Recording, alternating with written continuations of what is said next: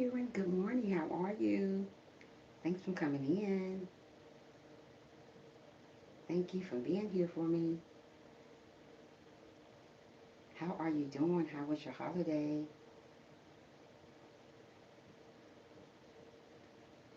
I'm doing awesome. I can't complain.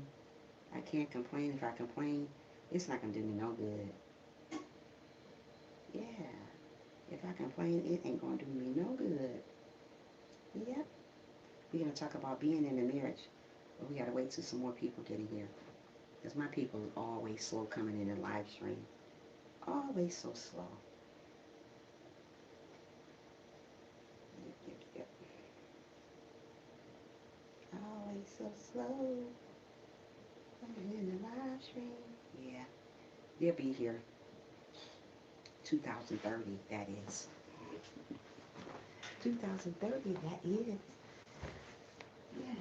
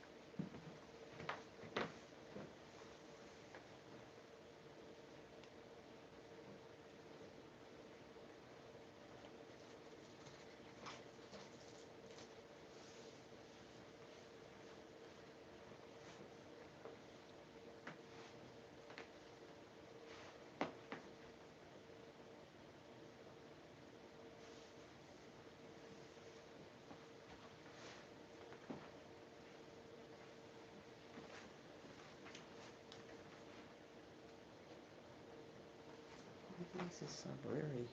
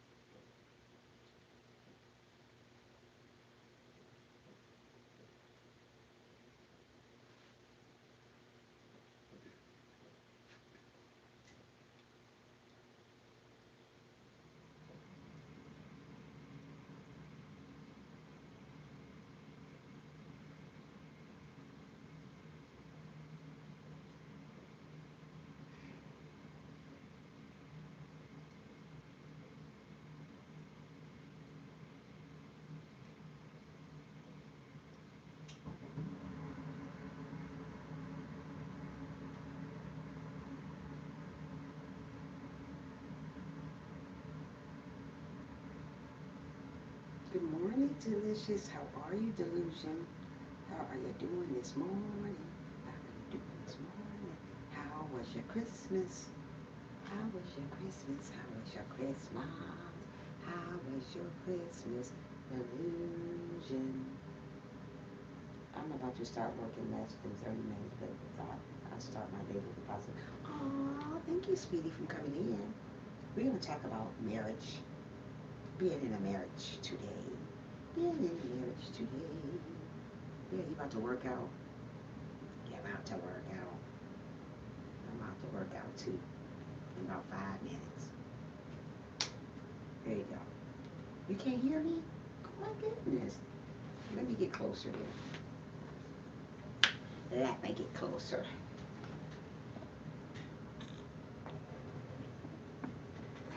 Can you hear me now? Can you hear me now? Let me know if you can hear your girl now. Let me know if you can. Thank you. Okay. It was back too far, that's why. I'm glad you can hear me. I'm glad you can hear me. Good morning. How was your Christmas, delusion? How was your Christmas, delusion? How was delusion Christmas? My Christmas was okay. Very nice videos are up about it. Okay, I'll have to go look at it. Go look at it. I made a little ham yesterday. I didn't make a lot yesterday. I made dressing. Oh, you celebrate Hanukkah? That's beautiful. That's nice. Um, yeah, I made ham, dressing, little stuffing. I made some sweet potato pies and some candy yams. I didn't make a lot this time. Last time I made a lot for Christmas, only for Thanksgiving. Not this time. There ain't nobody but me and my daughter, so why would I make a lot? Yeah. Plus, we are doing a close Hanukkah thing too, where we buy the 8 arrows with each other. Oh, that's nice. Yeah, that's interesting to do. Wow, cool. Cool, that's great. Yeah. Just sitting here waiting on my slow folk people to get here. They act like I come on at 7:30. But we wait. Well, yeah, that's different. Only because prices are cheaper. Yeah, right. Like now, after Christmas sale, oh my goodness, everything gonna be on sale. Everything gonna be on sale. That's what I really like to shop after Christmas sale because everything on sale. The Christmas ornaments, just everything, $3 and $4 and stuff, especially at Walmart. So I'm thinking about going to Walmart when I get offline today and go catch up on some of the Christmas sale. Plus, I want to buy me a new comforter for my bed. Think about doing that. I don't know. I ain't got nothing to do with myself now. I'm not working right now. I got like 2 weeks till Christmas vacation is over for me. So I usually be gone on Christmas, but this year I kind of stayed home. I didn't want to go nowhere. I usually be at my mom's for Christmas. But this year I said I'm going to stay home and enjoy being comfortable. But I don't know what to do with myself. I was thinking about doing a second channel. I was telling the people yesterday when I got on live yesterday afternoon. It was about fashion though, like home decor. Because I like decorate my home and I like um, wearing nice clothes. So I like to, fashion. I'm real into fashion, really good. Very much so. So I don't know what I'm doing. That's what I was thinking about doing. That's what I was thinking about doing. Hi Ray, how are you? Welcome to the live stream. How was your Christmas? How was your Christmas? Did Santa Claus, yeah, delusion. Did Santa Claus give you what you wanted for Christmas this year? Yeah, I was on yesterday, delusion for a little while. Yeah. Where is all my party people at this morning? Where is all my party people at this morning? I do not like the color that I put in my hair. I had it all burgundy. Now it's, I just got to get used to the black. I'm not used to black hair anymore. But now it's burgundy and black, other than just burgundy, So, but yeah. But other than that, I'm doing good. Amazing. I'm living. Waiting on other people to get here so we can talk about being in a marriage. Being in a great, great, great marriage. We're going to talk about that. How was your Christmas, Ray? How was your Christmas? How was your Christmas?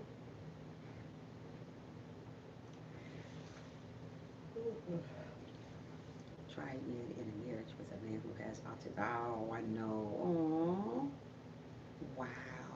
Delusion. Are you in a marriage with a man that have autism? How long you guys been married? How long have you guys been married? How long have you guys been married? Married. Mm-mm. Yeah. How long you guys been married? How long you been married? And not sure how in the depth you want to get like a certain parts of the marriage. Um, I'm not sure. I'm not sure how in depth you want to know. Just being in a regular marriage. Hi, Rika. Been married 6 years. I was married 11 years, but yeah, we were getting down. You know, it was still been going strong. Yeah, we're just talking about just being in a relationship, a marriage. What you know, some of the things that you should be looking for in a marriage. Make sure you thumbs up the live stream, Rika, as you come in. Um, First marriage, 23. Wow. This gonna be, if I ever get married again, this is gonna be my second marriage. If ever God sends me that great guy. Second one, okay, second one 2 years. Okay, cool. That's great. That's great. This is gonna be that's this my husband that died. That was my first marriage, and yeah, haven't been in another one yet. So I'm working on that still. What are you doing? Is your TV off? I'm about to put on Sean because that keep coming off. I will be listening until I. Okay, cool. Hold on. Mm-hmm.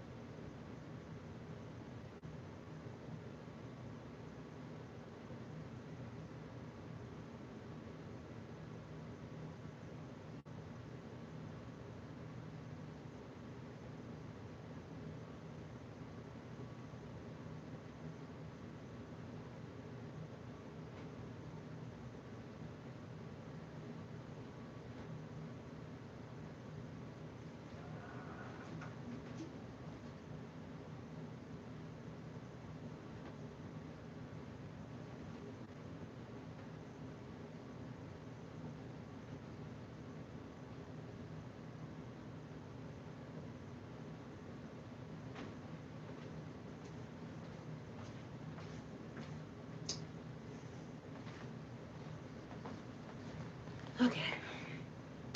Okay, second one to use. Okay, I will be okay. Listen to things.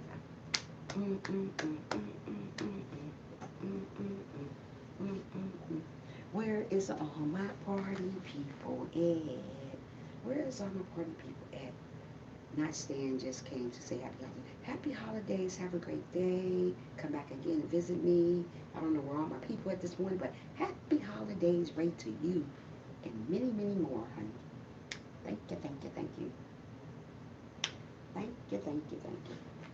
Why you retracted all? Good morning, Carolyn. How are you doing, girlfriend? Good morning. Everybody must be recuperating from the holidays, whereas all my party people at the day while Tricia is up and at it. Good morning, Carolyn. How are you doing this morning, girlfriend? How are you doing this morning, girlfriend? Yeah. Now I have one in my live stream. Ooh, wow. That's crazy. How was your Christmas, Carolyn? How was your Christmas, Carolyn?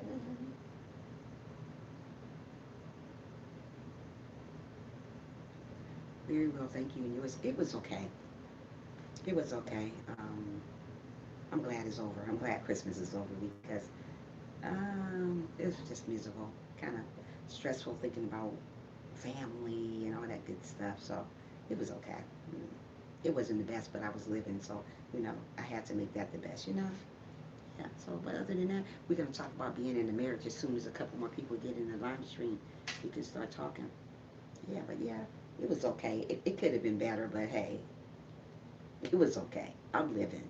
So I made it through the holiday, through Christmas holiday, because that was the best. That's my favorite holiday is Christmas. But man, when you're not with your loved ones or with somebody that you really their husband and all that stuff, you kind of have the blues. So I kind of had the blues, but I was okay though. I cooked yesterday, and you know, but I'm okay. I am living. I am okay. Yep. So did Santa bring you what you wanted, Carolyn? How was the babies doing? How is the kids doing?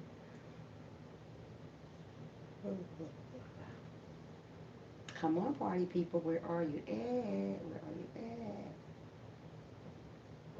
She's really good. That's great. That's great. She's beautiful. That's great. That's great. Oh, waiting on some folks to get in here. Thank God I'm still on vacation. I'm on Christmas vacation for like almost a week and a half left. And once I get that over, I was thinking about starting a new channel like I was telling Delusion.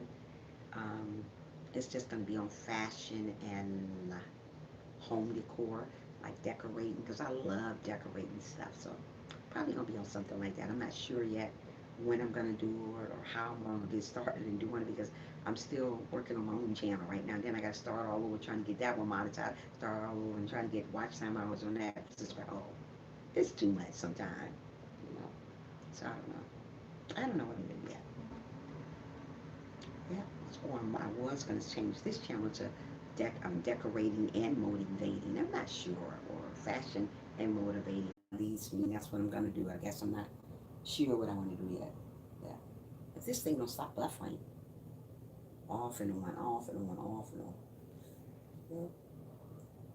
Yeah. I don't know why I'm so sleepy. I got enough sleep last night, but it seemed like I ain't getting none. It seemed like I didn't get any.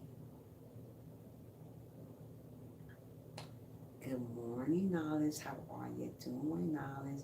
Good morning, Nolens. How are you doing, Nolens? Happy day after Christmas, Nolens. Yeah.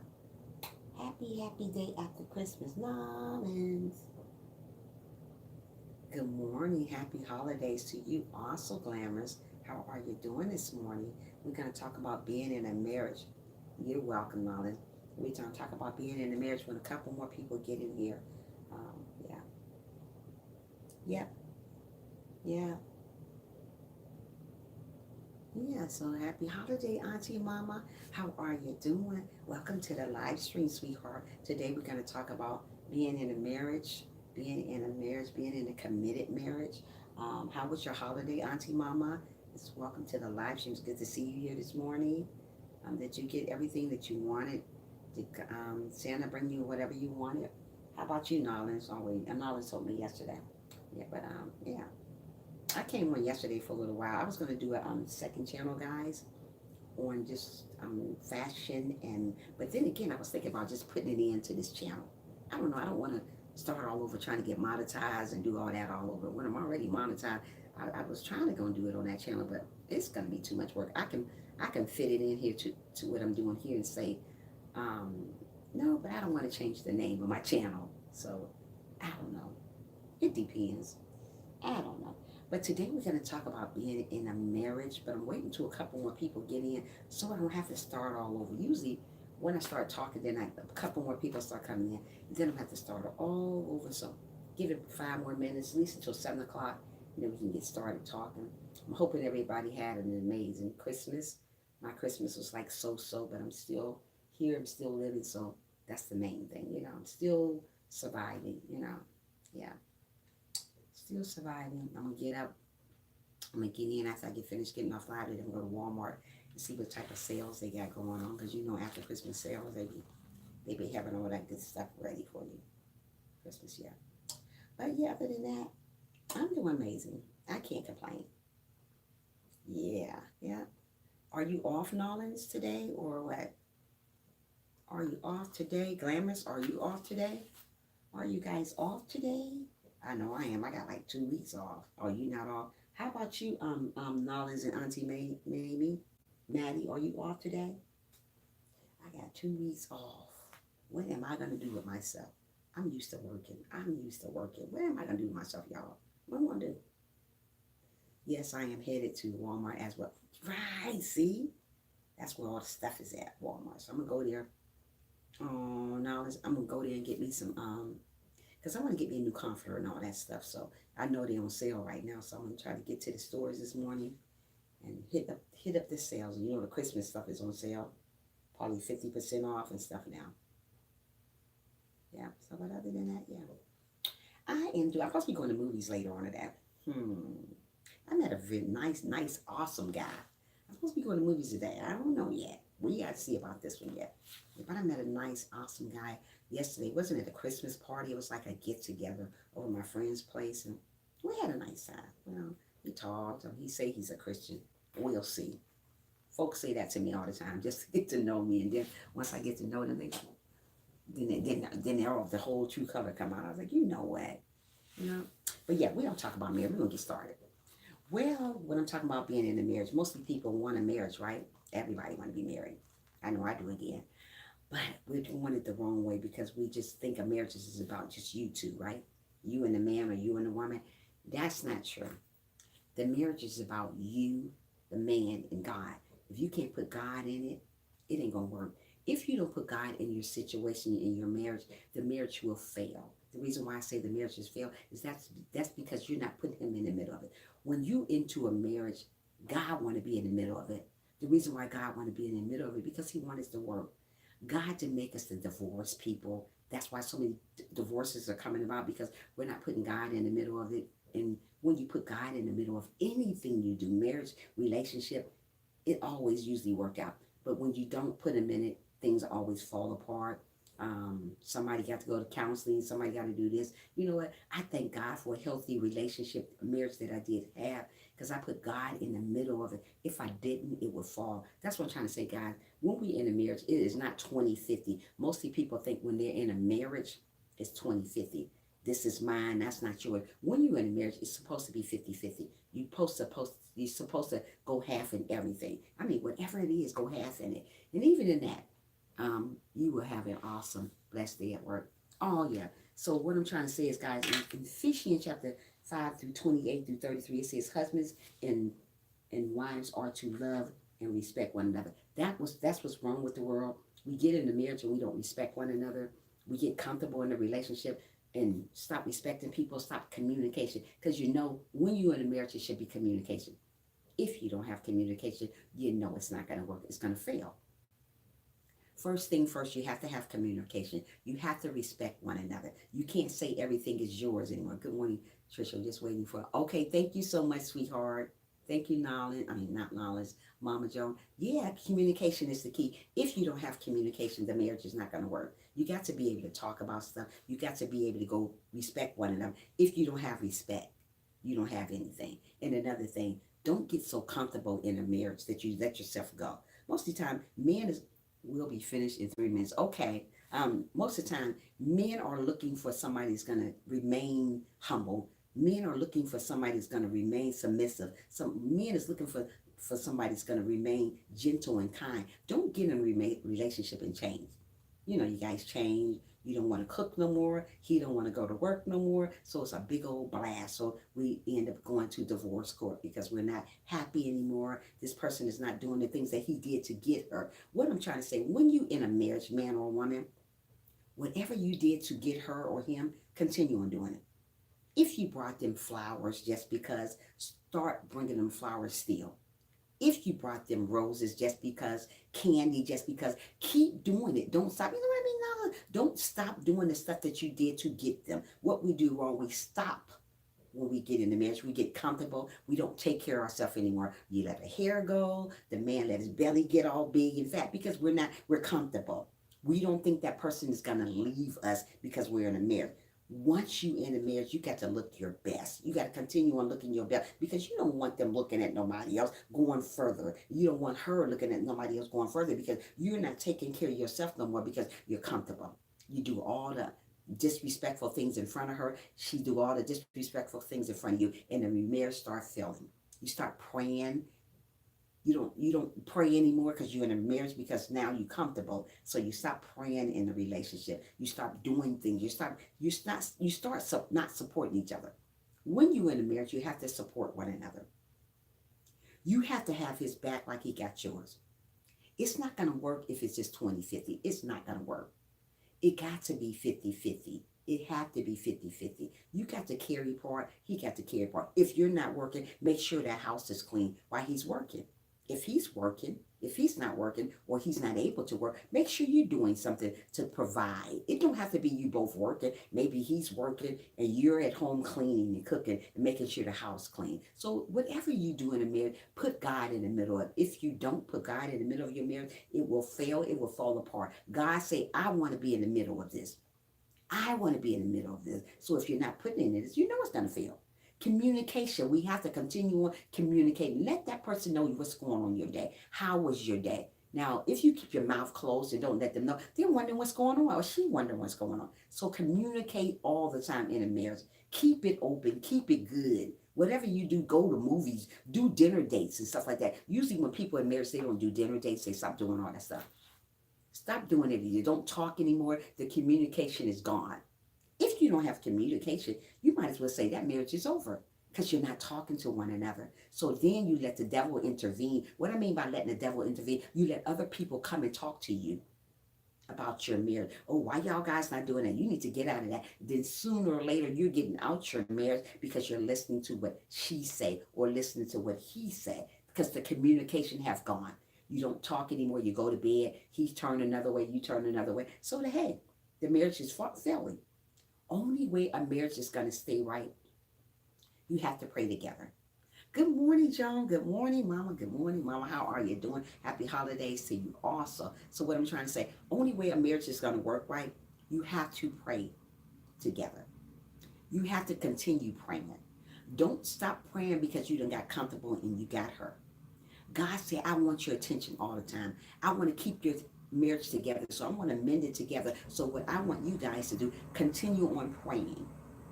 Continue on loving one another. Continue on respecting. Most of the time when you get in a marriage, you stop respecting each other.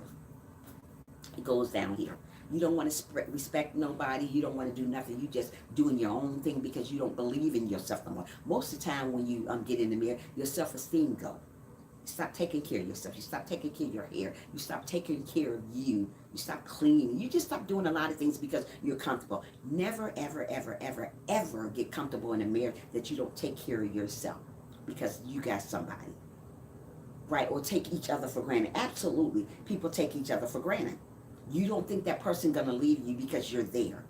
Don't ever think that man or woman won't leave you when you're not giving them attention. Most of the time you stop giving people attention. You don't want to talk to each other no more. That's a bad sign right there. That's going downhill. If you're not talking to one another, what in the world is you guys doing together? If I'm sitting on one side of the couch and you're sitting on the other side of the couch and we're not even talking or communicating, what is going on? That means now you need counseling. And when the counseling doesn't work, then what? You trying to go to the divorce court because you didn't put God in the middle of it from the beginning and keep him in the middle for the beginning. That's why it goes wrong, because when you in the marriage, you have to put him in the middle. It shouldn't be just you and him. It should be you, him, and him. But what people do, they say, we're in a marriage. Yes, you two are in a marriage, but God is in there too. That's the only way it's going to work right. You got to put away from people that's trying to mess up your marriage and focus on you two and God also. What we end up doing when we get married, we put other people in it. You put your friends in it, you put your family in it. That's why things go downhill. When you in a marriage, it's not about the family in it no more. It's about you three, God, you, in the marriage. It's not about the family anymore. So when you put other people in your marriage, it fails. They telling you this in your ear, this person telling you that in your ear, and then you don't know which way to go because you're listening to family other than listening to God or listening to what you and you two talking about. It's this. Hi, Mills. How are you? Welcome to the live stream. Welcome, welcome, welcome in. You must yeah. Welcome to the live stream. Make sure you thumbs up the live stream if you can for your girl over here. So what I'm trying to say, amen. God is a must. God is a must, Auntie Maddie. If you don't have God in it, you don't have anything. Happy Boxing Day. Okay, happy Boxing Day. So what I'm trying to say, if you don't have God in the middle of it, it's going to fail. I don't care how you look at it, how you put it, it's going to fail. So what I did when I first got married, I didn't put God in the middle of my marriage. I met this man in Kroger's. I met my husband in Kroger's, my deceased husband. I met him in Kroger's. We were in Kroger's, we were talking. And you know what? He wasn't saved. I wasn't saved even back then, 11 years ago. But I said, my mother always told me, you know, because we grew up going to church, we grew up reading the Bible together, my whole family. So what I did when we got married, neither one of us didn't go to church. We didn't read the Bible. We didn't do nothing. So stuff from the beginning started failing because we thought we could do the marriage by ourselves. It started failing like the second year of my marriage. It started failing. I said, wow, this is not good.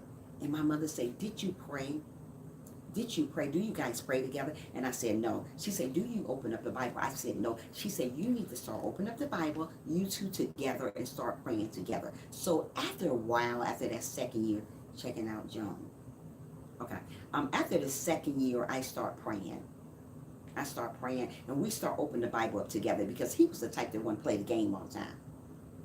And I said, we need to pray together so this marriage can work, or we're going to find ourselves in divorce court. So we start praying together, getting back, communicating together, because his job and my job was like, it was like we were bumping heads. He would go to work, I'm already home, and then when he leave, I'm home. So we're just bumping heads. We didn't have time to just communicate. But my mother always told me, make time for your husband, make time for your wife. So we had to make time, not only for each other, but we had to make time for God too. Hi, Nicole. How are you doing? Welcome to the live stream. Make sure you thumbs up the live stream if you can for your girl over here. Welcome to the live stream, and happy holidays to you also. So what I'm trying to say, hold on a minute. Yeah, men play games all the time. Yes, they do play games all the time, but just because men play the game, so does women. It goes both ways. But you know what? If you want a healthy relationship, you have to start off being faithful to each other. You have to start off with a 50-50 relationship. Don't let nobody come between you, intervene in your relationship. That means your friends, that means your family. It's between you two now and God. When you focus on other people, when you're in a relationship, it usually fails because you're putting everybody in it. You're letting everybody in your ear other than listen to what God says.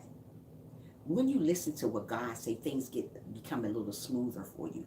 You begin to understand each other. Sometimes communication is the key. When you communicate, when you talk stuff out other than letting everybody in, knowing what you talk, like when you get mad, you know how when you're in marriage, you get mad. The first person you want to go through is you want to talk to your mother about it. I used to be that way. When things got too bad, I was like, you know what? I'm getting a divorce. And she would always tell me positive things. But everybody not going to tell you positive things when you're in a marriage. Because mostly people envy your marriage. They want you to divorce because they're not married. So they're going to envy yours. So they're going to tell you wrong stuff. So that's what I'm trying to say. Stop going to other people to make your marriage survive. Go to God with it. Talk to God about your marriage. You two start praying a little bit more. That's what we're missing in a marriage. We're missing praying. We're missing talking to God in our marriage. We're missing opening up the Bible. The reason why things go the way it does naturally, because we don't open up the Bible. You think a marriage is going to go wrong, go good, if you don't put God in it? God doesn't bless a marriage that when he's not in it. Let me say that again. God doesn't bless a marriage that he's not in it. You can have a marriage, but if God's not in it, Mills, he's not going to bless it. God should be the person at the center of it. Absolutely, Mills. God should be the person in the center of the marriage. But mostly people say, it's just me and him. It's not you and him. It's you, him, and him. That's why stuff fails, because you're not putting him in it. And you wonder why, oh wow, we don't communicate anymore. We don't do this anymore. We don't love each other no more because you're missing the meaning of marriage. Communication, reading the Bible, praying together, doing things together. You don't want to do that because you're listening to what everybody else around you. Friends don't want you married, half of your friends, especially the single ones.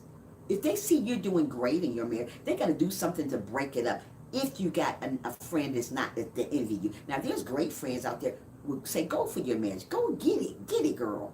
And then there's friends that envy you will tell you, hey, y'all arguing too much, leave it alone. Just because people argue in a marriage, that's a part of life. Don't listen to people telling you to get out your marriage because you're arguing. That's life. Now, when it comes to the fight and doing all that type of stuff, that's when I think you need to go get some counseling. You need to talk to God just a little bit longer. We don't want to talk to God because we want to fix it ourselves. You cannot fix a marriage by yourself. If you think you can fix a marriage by yourself, it ain't going to work. So as I got older and learned to put God in the middle of my marriage, it became better. God was in it. He fixed things that was broken.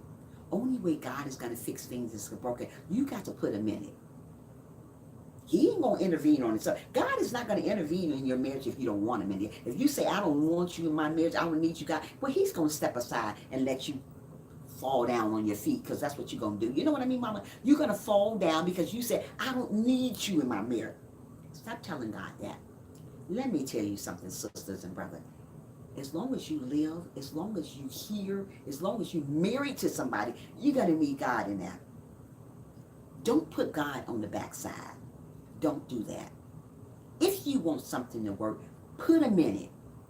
Don't go around and say it's all mine. You know how mostly people in their marriage, they say, oh, this is mine. This is mine. When you're in a marriage, it becomes both of you guys. It's not mine anymore. Right now, all this stuff is mine. But once I get in a marriage, it's both of our stuff. Hi, Frank. How are you doing? Good morning. It's both of our stuff. It ain't mine by myself no more because we're together. We become as one. So what's mine is his. What's his is mine. But what we do wrong, we say, oh, it's mine. That's being selfish. When you're in a marriage, you shouldn't be selfish. Oh, this is mine. You can't have that. Don't be selfish in a marriage. God don't want that. It's not going to work out if you're selfish in a marriage. When you get married, it belongs to both of you guys. You become as one. The Bible says when you get married, you become as one. You have to leave the family members alone. You got to focus on your marriage. You got to focus on you this time. And don't worry about nobody around you. What we do wrong, we worry about the world. Stop worrying about them.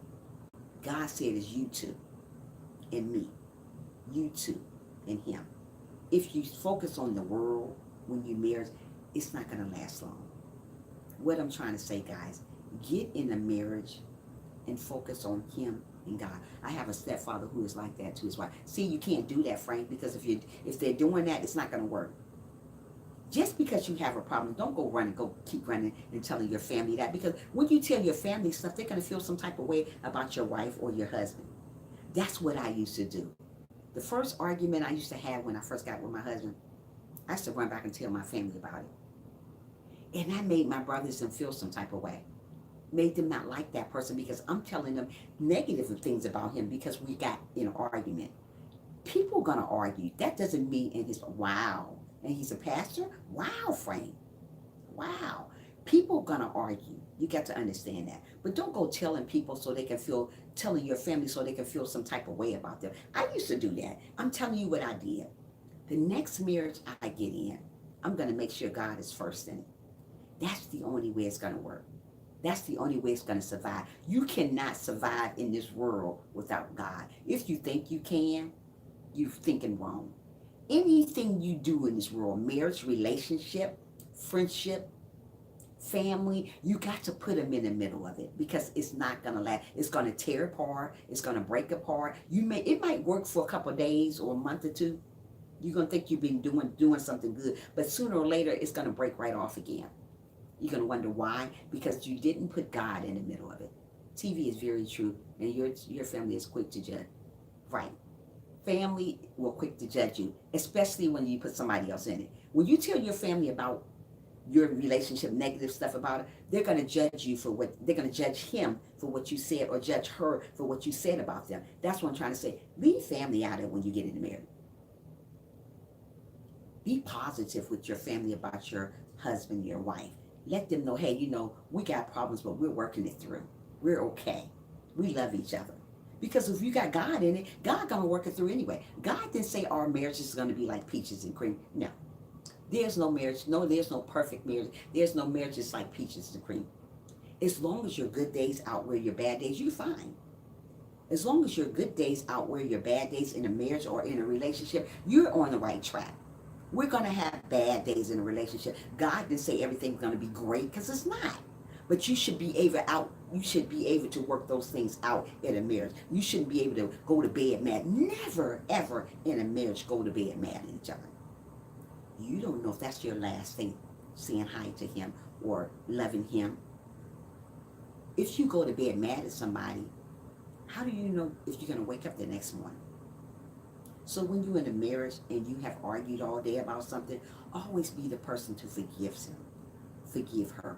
Oh, I'm going to forgive you, but I'm still a little upset, but I'm forgiving. Getting married these days is crazy. It is crazy, but if you find the right person, it's not crazy.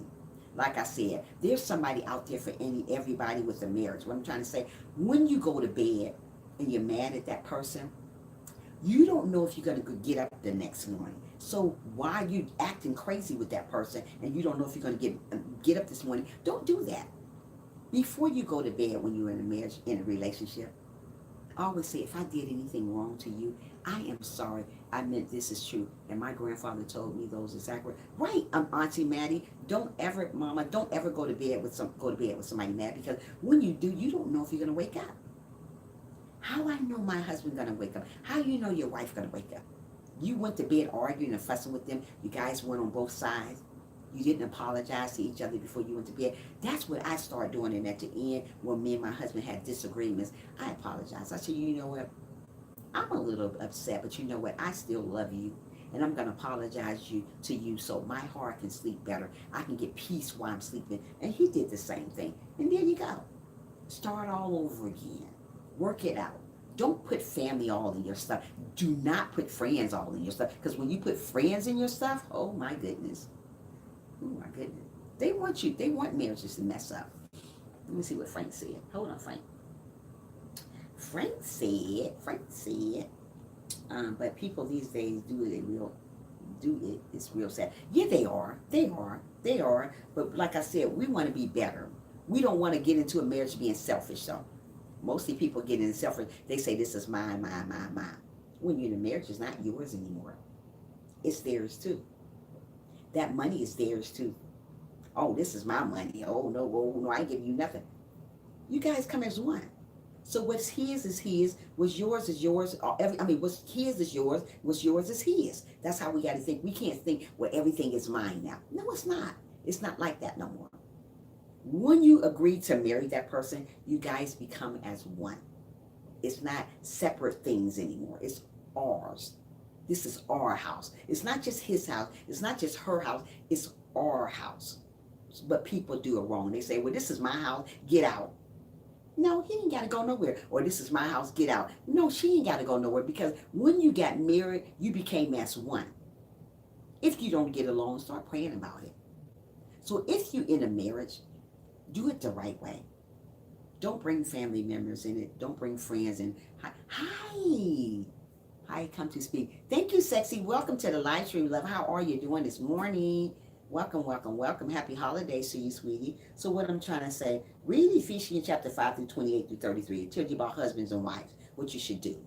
So always be able to forgive when you get mad at people, your husband.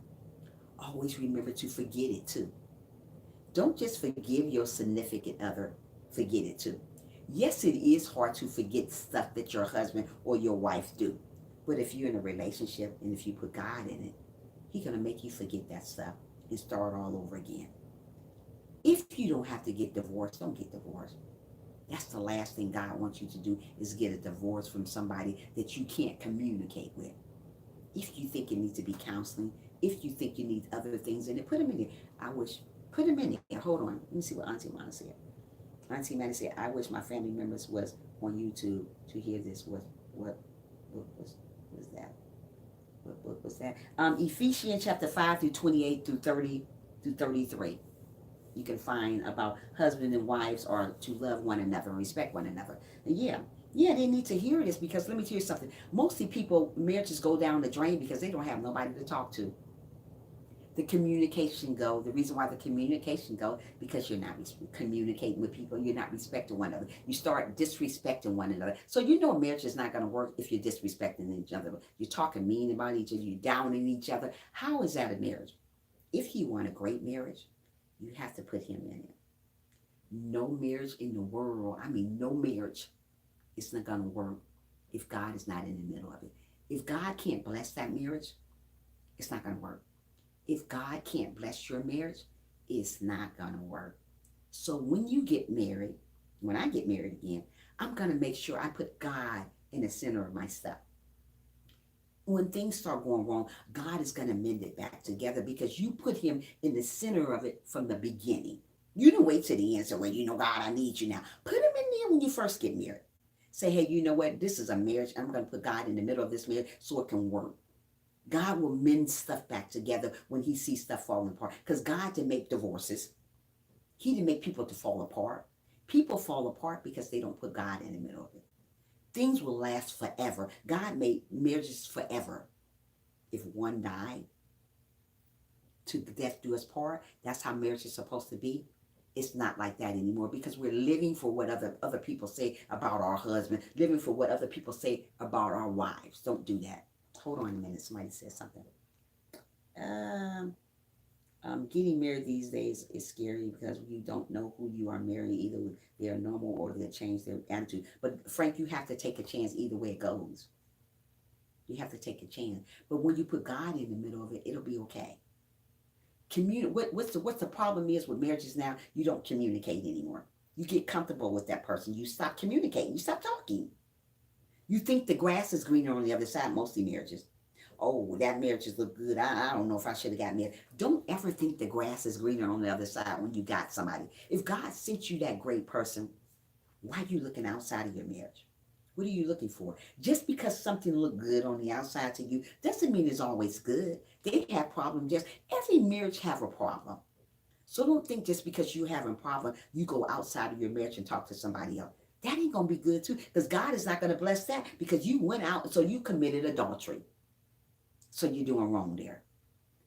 If you don't know, like the way your marriage is going, if you're in a marriage, seek God. Don't seek your friends. Don't seek your family.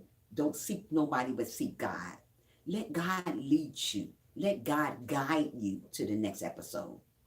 Good morning, sis Tricia. Family, I'm listening while getting ready for work. Great topic. Thank you so much, sweetheart. Good morning to you and happy holiday to you also, peace. Welcome to the live stream, love. So what I'm trying to say, when you're in a marriage, make sure you put this man upstairs in it. Let him guide you. Let him lead you to great, long-lasting relationship. We don't do that because we don't want no parts of God. We don't believe in it. Just because you don't see God working it out in your marriage, sweet people, doesn't mean he's not. If I ever get married, I want communication and put, there you go. It has to be communication and you have to put him first. If you think you can do it by yourself, it will never, ever work. I'm trying to tell you, God don't bless mess. Let me say that again. God doesn't bless mess. Without God, your marriage will be a mess. Let me say that again. God doesn't bless mess. Without God in your relationship, your marriage, it doesn't last long. It become a mess, a big hot mess because he's not in the middle of it.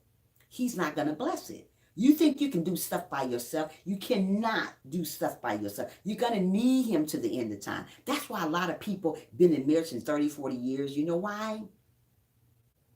They put him in it. That's why the marriages last, because they put in it. There's some people get married 1 year, next year they divorce because they don't put God in it.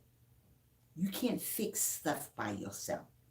You can't repair stuff by yourself. You need for him to help you repair, mend your heart, mend that relationship together. So the next marriage I get in, I'm going to put God in it. I didn't start off with God in my relationship when I first married my husband. I did not. That's why I was going wrong. He was doing his thing. I was doing my thing. We wasn't really listening to what God told us to do. He said, Tricia, and Mike was my husband's name. Let me in this. Let me fix this. The reason why it was going the wrong way, because we didn't let him fix stuff. We want to listen to our family. We want to listen to our friend. So that was just taking us farther and farther apart, other than listen to God so he could bring it right back together. So after a while, after that first year went past, we learned what love was. We learned to put God in the middle of it. We learned to pray together, praying people to stay together. So that's what we have to learn to do. Hold on a minute. Let me see what um Auntie said. You have to have a little talk with Jesus. I believe it. You have to have a little talk with Jesus, Auntie Maddie, Mama, because if you don't, it's not gonna work. If I don't talk to Jesus about the next relationship I get with, it's not gonna work. I don't care how nice he is. I don't care how nice he is. I don't care how nice she is. It's not gonna work. People nice all day long, but if you ain't got God in it, it's still gonna fall. It's gonna fail on you because you said you can do it by yourself. You cannot do it by yourself. You cannot. Good morning, Pamela. How are you? Make sure you thumbs up for your girl over here. You cannot do nothing by yourself. That's why stuff fall apart. That's why things fall apart. Because we're not putting him in the middle of it. Because we're saying we don't need him. He's nobody. I can't see him. Just because you don't see God, sweet people, doesn't mean you don't need him.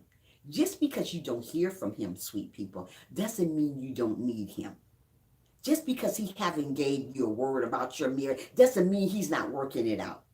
Oh, I don't see him. Ain't nothing working. You don't know what's working. You don't know what God is working it out for you. It doesn't matter how good a person is. It's God to who sustain it. Absolutely, Mills. I don't care how good people is. There's a lot of great people out there, but their marriage failed. You know why? Because they didn't put God in it. Oh, she's a good girl. Just because somebody a good person, you still need him in there. Just because he's a good person, you still need, just because she's a good person, you still need God in it. It will fail. Mostly people get married, they think it's 50-20 now. Let him do everything. You don't cook dinner no more. You don't wash clothes no more. You don't do nothing but sit around with your feet up in the air and let him do everything. He come home to a nasty house where you go to work, he doing nothing, being lazy. If you don't put God in the middle of it, it will be just that way. I'm trying to tell you. Let me see what somebody else said. Frank said, my last relationship started off putting God first, then it went downhill because people were in our relationship. Right. You can't put, that's what I'm trying to say. That's why I feel, because you let people get into it.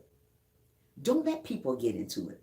I don't care family. I don't care if that's your best friend, your best cousin. Do not let them guard your relationship. Let him guard it. Don't let them, let him. When you let them guard it, that's when things start falling apart. They're going to tell you this all in your ear and you listen to it. Or you should leave him alone. Or you should leave her alone. Don't do that. Listen to what people say, peace. We got to listen to what God said. Oh, I'm going to leave him alone. I'm going to leave. Stop that. Your family member telling you, oh, leave that loser alone. How do you know he's a loser? Mostly people doesn't have nobody tell you these things about your marriage. Mostly people are miserable with their own life, tell you bad things about your marriage because they want your marriage to fail because they did or they don't have one. Stop talking to people that doesn't have a marriage. Stop talking about to people that's jealous of you, because there's going to be a lot of people going to be jealous of you when you get married, or jealous of your marriage if you're married, because they want what you got, so they're going to tell you bad things about your marriage when it starts failing. Only person you should talk to about your marriage is God. Stop talking to these dysfunctional friends out here. They want you to fail. Stop talking to this dysfunctional family out there. They want you to fail. They want it. God didn't make failures in marriages. He wants marriage to last, like he said, till death do us part. That's the way it's supposed to be. But what people do, they listen to what your family members say. Oh, leave that loser alone. How you know he a loser? Because you told your family that this man was a loser. That you told your family that she's not doing nothing for me. So your family start getting into your ear, devil, start getting into your ear, telling you all types of stuff about that person.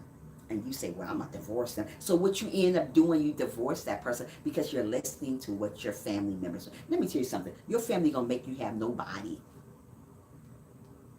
Friends will make you have nobody because you're listening to them. When you in a marriage, people, you as one. It's not the family anymore. You got to let them go. It's you, him, and him. You, him, and him. If you don't do it that way, it's gonna fail. God don't bless stuff that he's not involved in. Relationships, marriages, friendships, no matter what it is, it's gonna fail. I'm just keeping it real over here on Tricia. If you think you can do something by yourself, go ahead and try it. It'll work for a minute. But if you keep ignoring God, like God said, he's God. I don't want to be ignored. He don't want to be ignored. He's a jealous God. So if you're not putting them in the middle of it, it's going to go downhill, mama. It's going to go downhill. You're not going to win in the end. If you want a relationship that's going to be fulfilling, everlasting relationship, put God in the middle of it and leave that family stuff alone. Stop telling family everything. Oh, I got in an argument with Bye Felicia. Well, then leave Bye Felicia alone. Stop.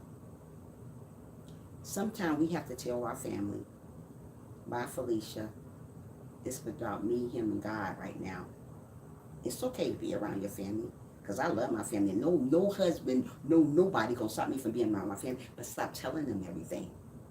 Hi Afro, how are you? Welcome to the live stream. Welcome. Make sure you thumbs up if you can for your girl over here. So what I'm trying to say, when you put other people in it, it fails.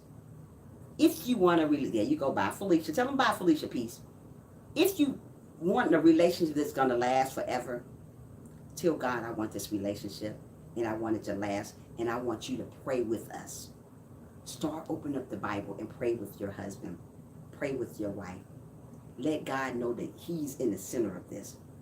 When you put God in your stuff lasts. When you don't put him in your stuff, it falls apart. Surely but truly, it's going to break. Anything's gonna break when he's not there. Misery loves company. Say that again. If a person miserable, auntie, mama, when you're married, they're gonna make sure your marriage. I have been listening but busy one day. Okay, thank you so much, Afro. They're gonna make sure your marriage is miserable too. Hi, Brandon. Welcome to the live stream. Make sure you thumbs up for your girl here. They're gonna make sure your marriage is miserable too. If they ain't got nothing going on, a family member or a friend, they're going to make sure you don't have nothing going on too. They're going to make sure you fail because they're doing it. This is what I told my ex. Bye. There you go. Tell her bye. Anybody giving you pain and sorrow and you already put God in the middle, tell them bye. Don't stand for somebody that's going to hurt your heart. Don't stand for somebody that's going to use you.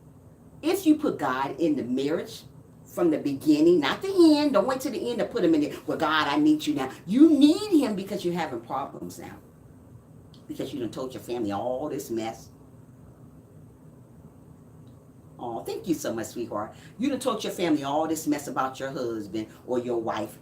Now your family don't like them anymore or don't like her anymore. But then when you get back on track, when you put God in the middle of it, your family still got a really nasty taste in their mouth about that person because you told them all kind of crazy stuff about them. When God say, let me handle this, Tricia. Yeah, you done told them everything. Your mom, all this. Now they feel crazy about them. That family member, that person don't even want to be around your family because you don't know what they're going to think about you now. What is she going to think about me? What is he going to think? Do they like me now? That's what I'm trying to say. When I get in a marriage, I'm not telling my family, because let me tell you something. If I tell my family something to go wrong in my family, they're going to be all not liking them. It's just how my family is. Hi, Juby, Monique, how are you? Make sure you thumbs up the live stream for your girl. They cannot like him. So if you got a problem, talk to God about the problem. Just because you don't hear him answering the problem doesn't mean he's not going to answer it, okay? Let me say it again. Just because you don't hear him answering the problem right now, people, doesn't mean he's not going to answer. Wait on him to show up and show out. Oh, God ain't going to answer. I'm just going to talk to my family member. Girl, bye. Boy, bye. Bye, Felicia. Don't talk to them. Don't talk negative to them about your significant other. Because you know they're going to be mad at them. What family member not going to be mad at somebody when you're talking negative about your husband or your wife? They're not going to like them no more. But you know who made them do that? You did. You did. You made them not like her. You made them not like him because of what you said. If If you want somebody to like somebody, start being better with them. Start telling God about it. There's no way I'm going to tell that family member about nothing that happened to me with me and my man. This is between me and my man now. They got to go now. Bye, Felicia. They got to go. Hi, Amy Life. How are you? Welcome to the live stream. Make sure you guys thumbs up as you come in to the live stream. Happy holidays to you guys. Happy holidays to you guys. Let's see what Frank said. I never told my family, and my mother asked me in a relationship good, and I had to tell her the truth, like she known something wasn't wrong. Oh, wow. Wow.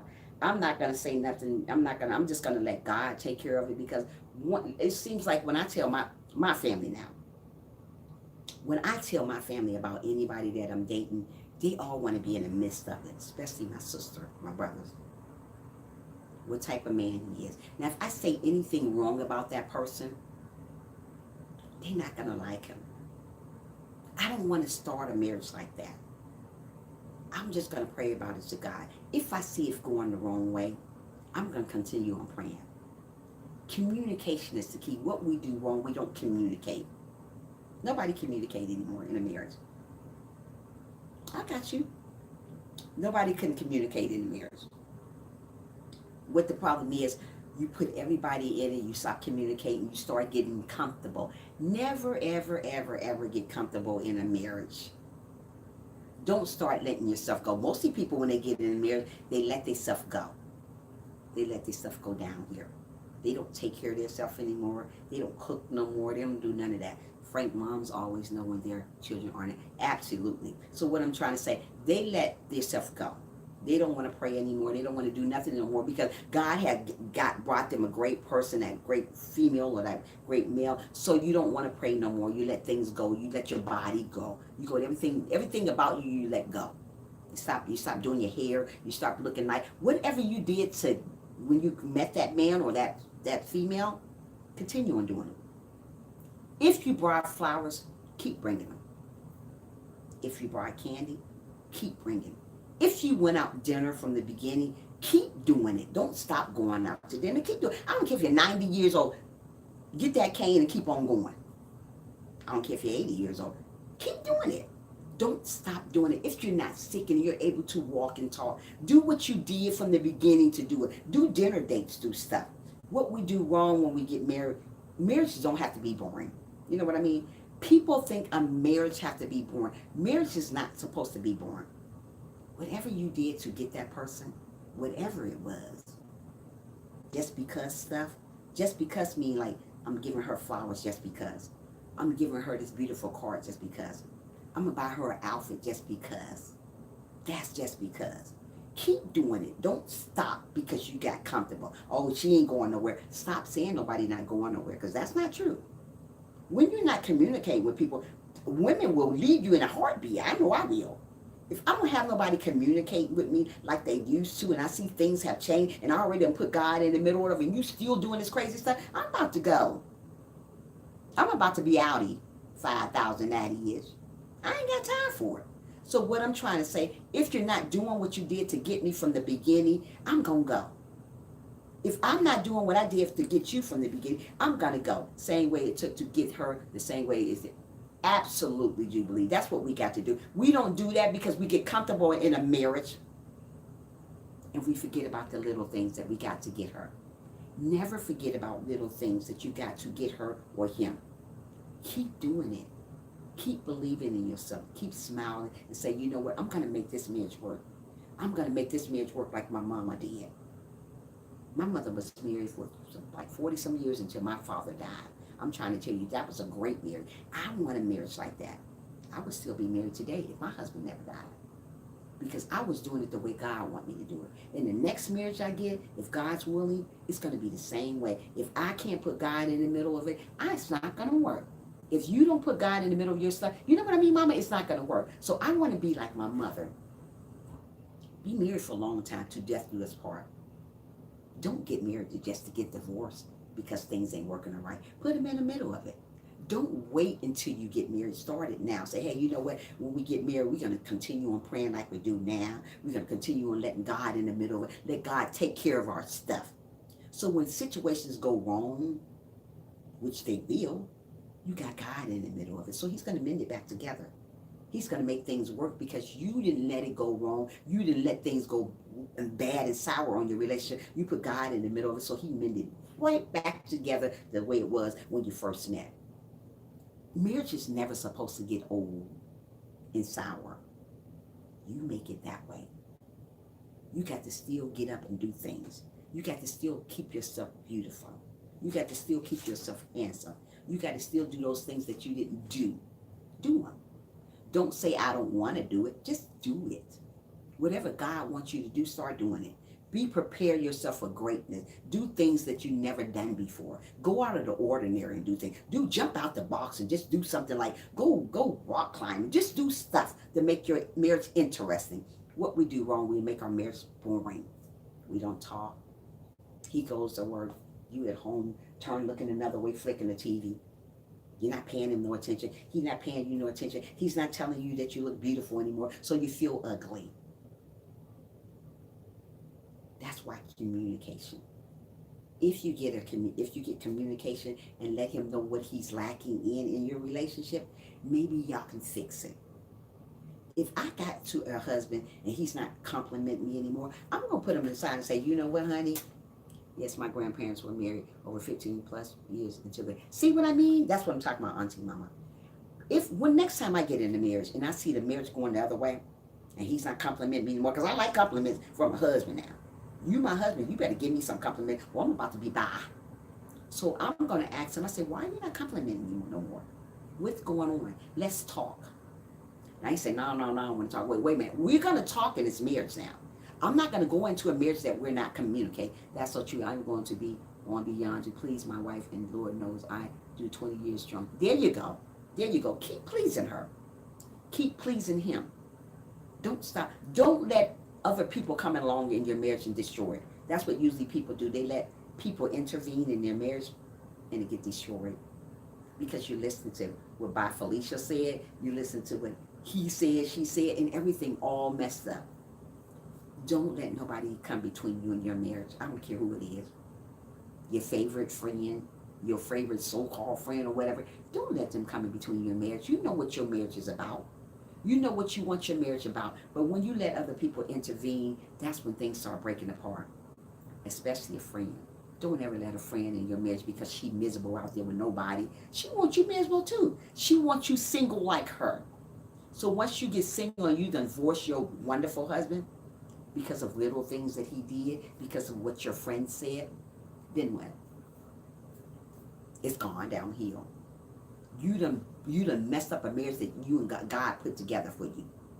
Because you listened to what this little lady over here saying, because she miserable, she ain't got nobody, so she want to hang out again with you. She missed the hanging out thing. You got to understand, when you in the mirror, you're going to have to leave that hanging out thing alone. You and your husband time to hang out. Later for the haters. Best thing to do is to be around positive people that have this, absolutely, they have the same mindset. Go out with couples. Don't ever go out with single people.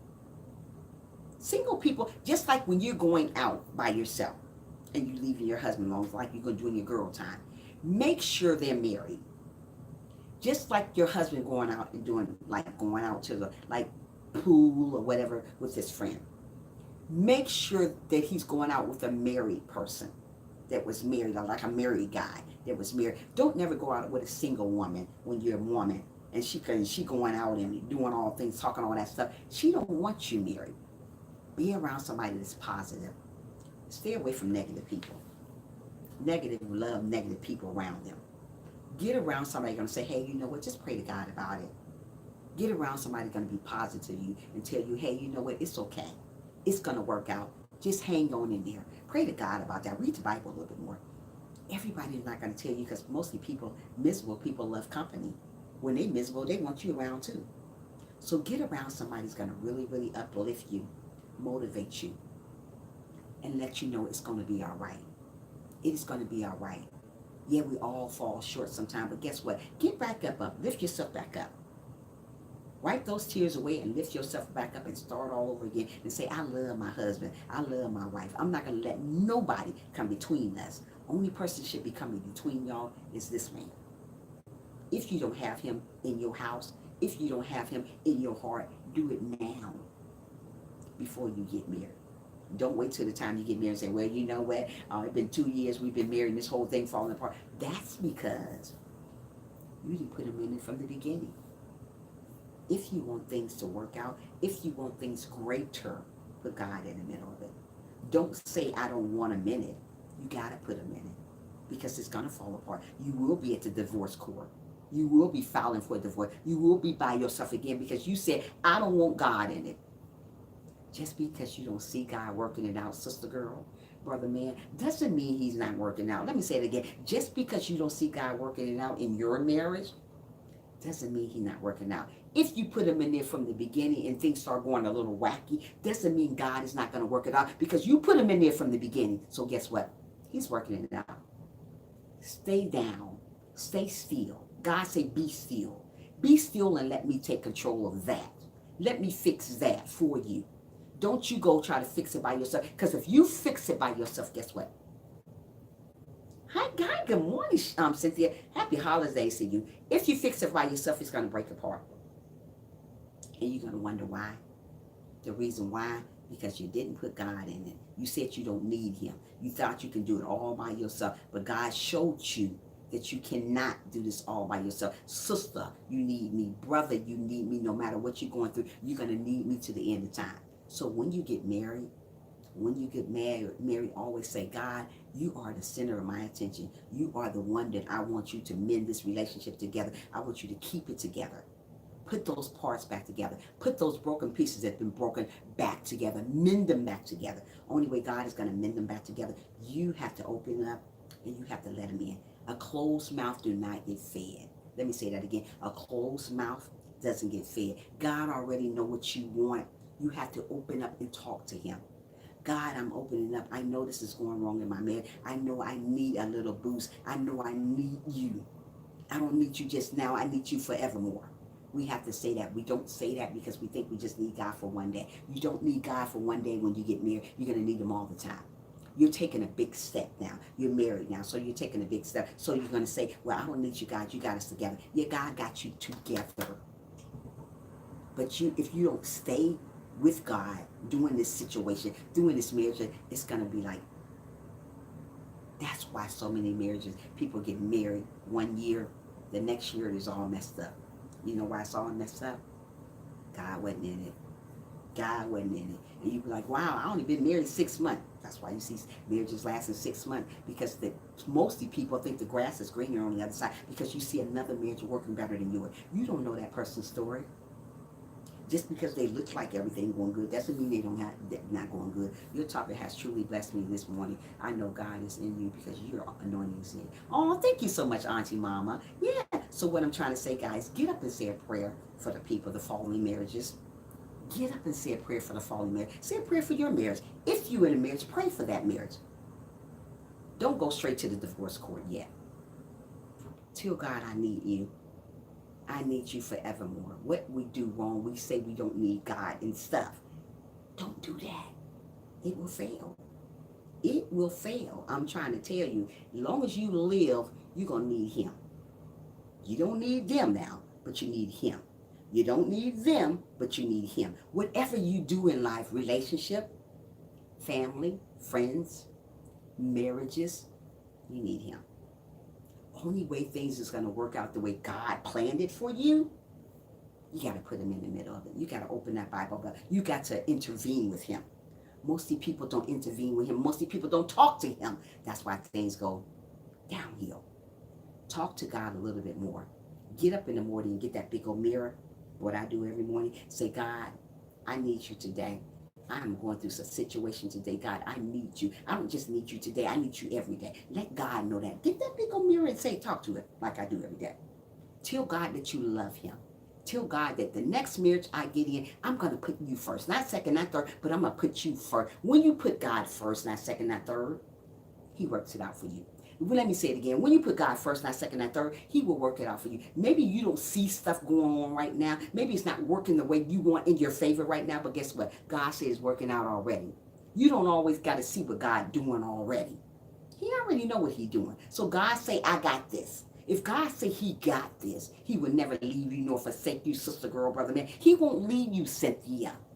He won't leave you struggling with that marriage. He won't leave you doing all this crazy stuff because you didn't think it was going to work. God said he won't leave you. Most of the time when you don't see God anymore, guess what?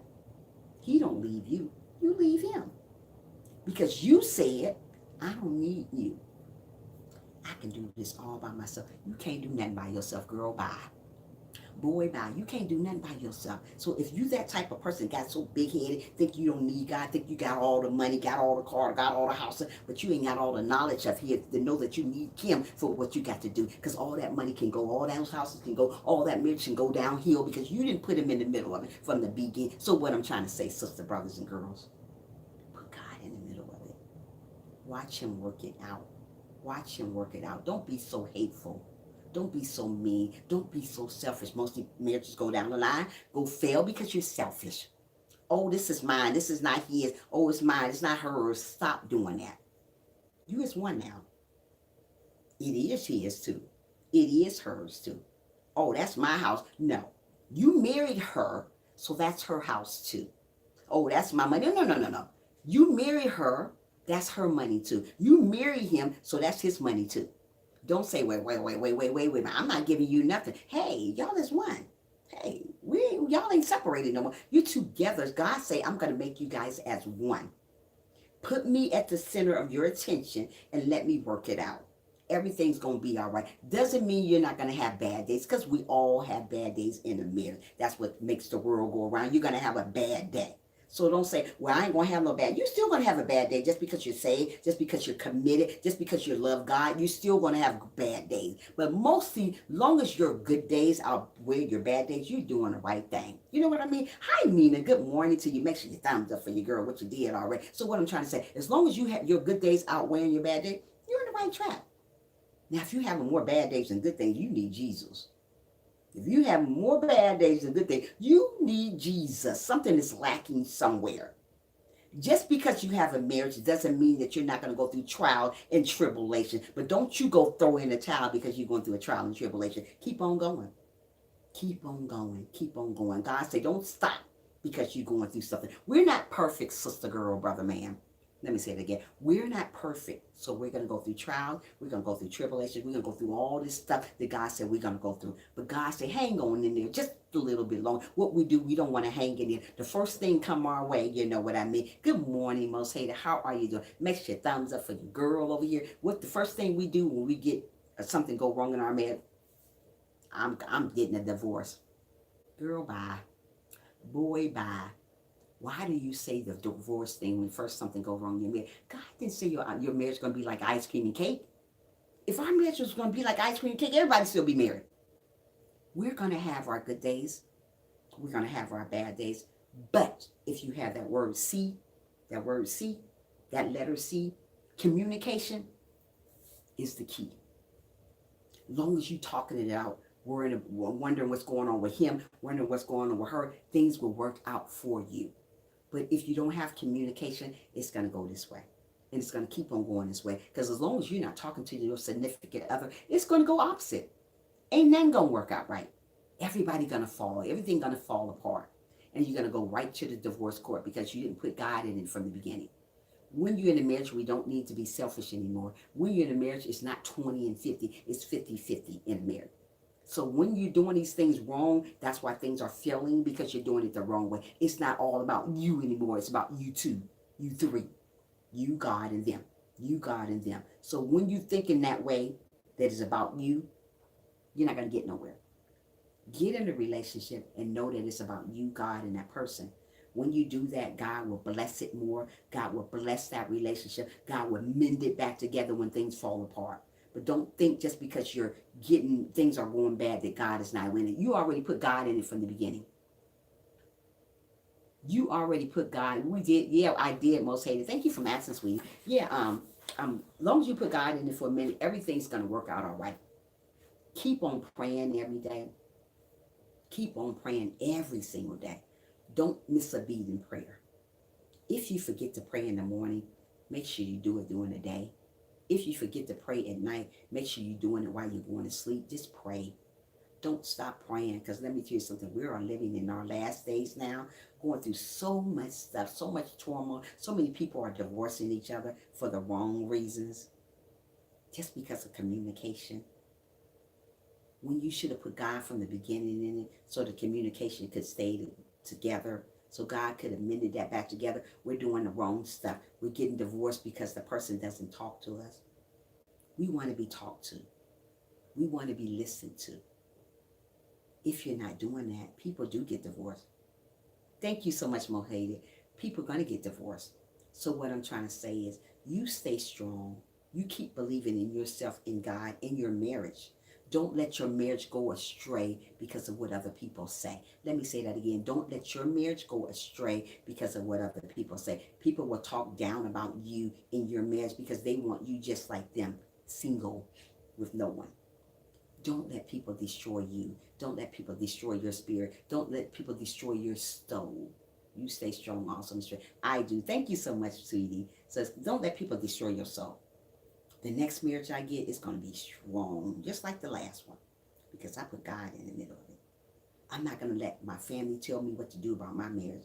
I'm not going to tell my so-called friends tell me what to do about my marriage. This is my marriage. This is between us three, not four. I got to say bye, Felicia, to them. I got to worry about me, him, and him. You got to worry about you, that person, and him. Don't worry about foolishness around you. What we do wrong when we're in a marriage, we worry about foolishness. Oh man, she don't let you go out no more. You shouldn't be going out no more. You in a marriage. Who does that? Oh man, she's not gonna let you do that. No, you shouldn't be doing that. I hope your day started good and you enjoyed your Christmas. Yeah, you shouldn't be. You should be. It should be about y'all now. If you go out, I want you to go out together. There's no need to be out in the streets no more when you have a marriage. It shouldn't. You should be home with her. If you're not working, if you're not doing things together, that's what marriages do. We do things together. Y'all shouldn't be apart anymore, because that's why God said, I made you as one. There's one body now. One body. So if there's one body, you should do things together. You should communicate. You should love one another. You should never go to bed mad, distressed, sad. If you're like that, talk to them. Don't go to bed mad, throwing stuff and saying, I don't like you, I hate you. Don't ever say that you hate somebody, especially in a marriage. How do you know you're going to wake up in the morning and say, I apologize? You never got, what if something happened to you and you never got a chance to apologize to that person? From saying, all right, because you know when you're in marriage, you say stuff out of anger. But always apologize for what you say. Don't go to bed and say, well, you know what, I don't like him, I hate him. Don't do that. You know what I mean, Mama? We don't want to go to bed mad, saying mean things, and then that person don't wake up or you don't wake up. So you didn't get a chance to apologize, and that person didn't hear you apologize because you're not here, no longer here. So when you're in a marriage and you have a disagreement, people, talk about it, work it out. I'm sorry. Can you please forgive me? Let's work on this marriage. Let's communicate a little bit more. Let's talk about our situation. Let's not go downhill because of the next marriage. You don't want to be like the next marriage. You want to be better than the next marriage. You don't want to be like them falling apart. You want to be better than them. You want your marriage to be great. You want to put God in it. We don't put God in it because we're too busy listening to what other people are saying. No, don't ever go to bed mad. Wrong thing to do. So put God in the middle. Don't be selfish anymore. If you're selfish, stop being that way. Because that God didn't make us to be selfish when we're in a marriage. He made us to love one another. He made us to give to each other. Don't let him give you everything. Yeah, don't go to bed mad. Don't you give him everything and he's not giving you nothing. How's that going to work? I need to play this replay for my husband. Oh, thank you so much, Nene. So what I'm trying to say, get up in the morning and talk to him. Let him know I love you. Let her know I love you. Put her first. Don't put her second. Put him first. Don't put him second. Put him first. Don't put him second. Put her first. Don't put him second. You keep going. You keep loving yourself. And keep putting God in it. When you put God in the middle of that mess you got, things work out better. When you don't put him in it, things fall apart. I don't care what nobody say. Communication is very important. That's the key to anything. Relationship, friendship, anything. If you're not talking to somebody, they don't know what's going on with you. How are you going to say that you want a marriage and you guys don't ever talk? Ew. If you want something, you have to talk. Let that man or that woman know, hey, you know what, we're lacking in this. What's going on here? Let's talk about it. If you don't never say nothing to them, they never know what they're doing wrong. If you don't never say nothing to her, she never know what she's doing wrong. If you want it on the right track, talk. Talk. A relationship, yes, don't let the sun set without making up. Right, without making up. I don't care how you make up, let's make up. You know, that's what I do. I just make up. I was like, come here, get over here. Cynthia, thank you so much. I'm a game is a part of it. Oh, okay. Let me see. Relationship is 24-hour job. It's a 24-hour job. It is. But God will make it easier for you if you put them in it. What the wrong problem is, we don't put them in. That's why we lose stuff. We don't put them in. Yes, it's a 24-hour job, but if you don't put them in it, you're gonna lose it. It's gonna go downhill. Reason why my relationship stayed so solid to death did its part is because I put God in it. When things went wrong, we talked about it. We didn't go to sleep mad at each other. We didn't throw stuff. We didn't fight. We didn't do all that stuff because we put God in it. Doesn't mean we didn't have no disagreements because nobody's not perfect. If you gonna come online and say, "Oh, we have no disagreement," you lying, girl. Bye. Everybody have disagreements, but if you put God in it, He makes it easier for you. He'll make you get through that day. He'll make you go apologize. He'll make you do these things. Something that you didn't want to do. He'll make you do it because you put Him in the middle of it. So He say, well, you put me in the middle of it, so I'm going to work this marriage out. I'm going to run this marriage. Let God run your marriage. Don't let people run it. Let God run it. God is not going to make your marriage fail. People will make your marriage fail. People will make your marriage fail. God will never leave you nor forsake you if you put God in the middle of your relationship. It's going to last forever. 20, 15 years, and you'd be like, wow, we still married, and you're still happy, and you're still humble, and you're still doing the things that you did to get her, to get him. Do those things. What we do wrong, we stop doing the stuff that we did to get them from the beginning. If he gave you flowers, tell him, where my flowers at this week? Remind him. Remind her, where's my kiss you didn't give me today? Remind her, Cynthia. Remind him. Where's my kiss? I didn't get my kiss today. Remind them, Frank. Remind her, Tricia. Him, Tricia. Let him know, hey, I didn't get my candy this week. Let him know. A closed mouth don't get fed. Don't you keep your mouth shut. Let him know, hey, wait a minute. You used to get me all this stuff. What's going on? Communicate. Oh, baby, I'm sorry. I'm about to do this. Where's my kiss? I want my kiss this morning. You go to work. Hey. These lips is poked out. Let's go. Ask for that kiss. Do the stuff that he did to get you. Oh, you ain't opened the door for me no more. What's going on? Why haven't you opened the door for me now? The door ain't even open no more. Tell him to open that door for you. You want that door open. Open it up. Amen. Yeah, open it up. Where's my kiss at? Where's my hug I used to get? Where's that candy you used to bring me on Valentine's Day? Well, now we together. Where's it? Talk. A closed mouth doesn't get fed. If you want these things that he used to do from the beginning, keep on talking to him. Keep communicating. Don't lose communication when you get married because that's the wrong thing. Whatever you do from the beginning, tell him he better continue on doing it. Tell her she better begin to do it. If she gave you a kiss from the beginning, you want that kiss when you get ready to go to work. Come here, baby. You want these things. That's the type of marriage I want. I don't know what you guys want, but that's what I want. If you said I was beautiful when I was younger, say I'm beautiful when I'm old. Don't you stop saying I'm beautiful because I'm going to be like, bye, Felicia. I want all that attention. God said you better give all your wife, all your husband that attention. So whatever you did to get me, you better continue on doing it. Don't you stop because I'm going to remind you, hey, where my candy at? Where my flowers at? And the man should do the same thing. Where's my kiss, baby? You used to give me a kiss every day. Where's the kiss at? Where's the love? Where's the hug? What about how I look now? I done got older. Am I still pretty to you? Oh, you beautiful. You want that man to notice you. You want that woman to notice you all the time, not sometime. Because if you put God in the middle, he will notice you. She will notice you. Whether they old and can't walk or no more, as long as you can old together, as long as you still loving each other from when you started off. You know what you mean? People don't do that no more. People are so self-centered. Stop being that way. Ew. Hold on, let's see what Frank talking about. Yeah, y'all got to get together. Y'all want a marriage to work right? Put God in the middle of it. Nothing is not going to work on its own. Oh, I ain't gonna put God in this marriage. Okay, guess what? It's gonna fail then. How about that, sister girl? Frank said, I notice people don't communication. They go back and forth with the. Don't do that. Don't go back and forth. Communicate, pray together. If you see stuff going a little wacky for you, say, let's pray. Give me your hand, baby. Give me your hand. Let's pray. Start praying. Father God, Father God, Father God. And get that prayer in. Bless this stuff that's going on, God.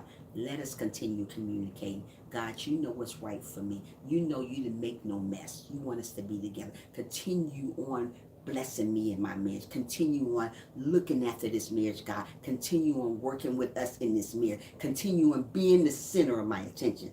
And God knows these things. Do you do that? Nope. You think you can do it all by yourself. That's why your marriage went down here, because you didn't put it in the middle of it.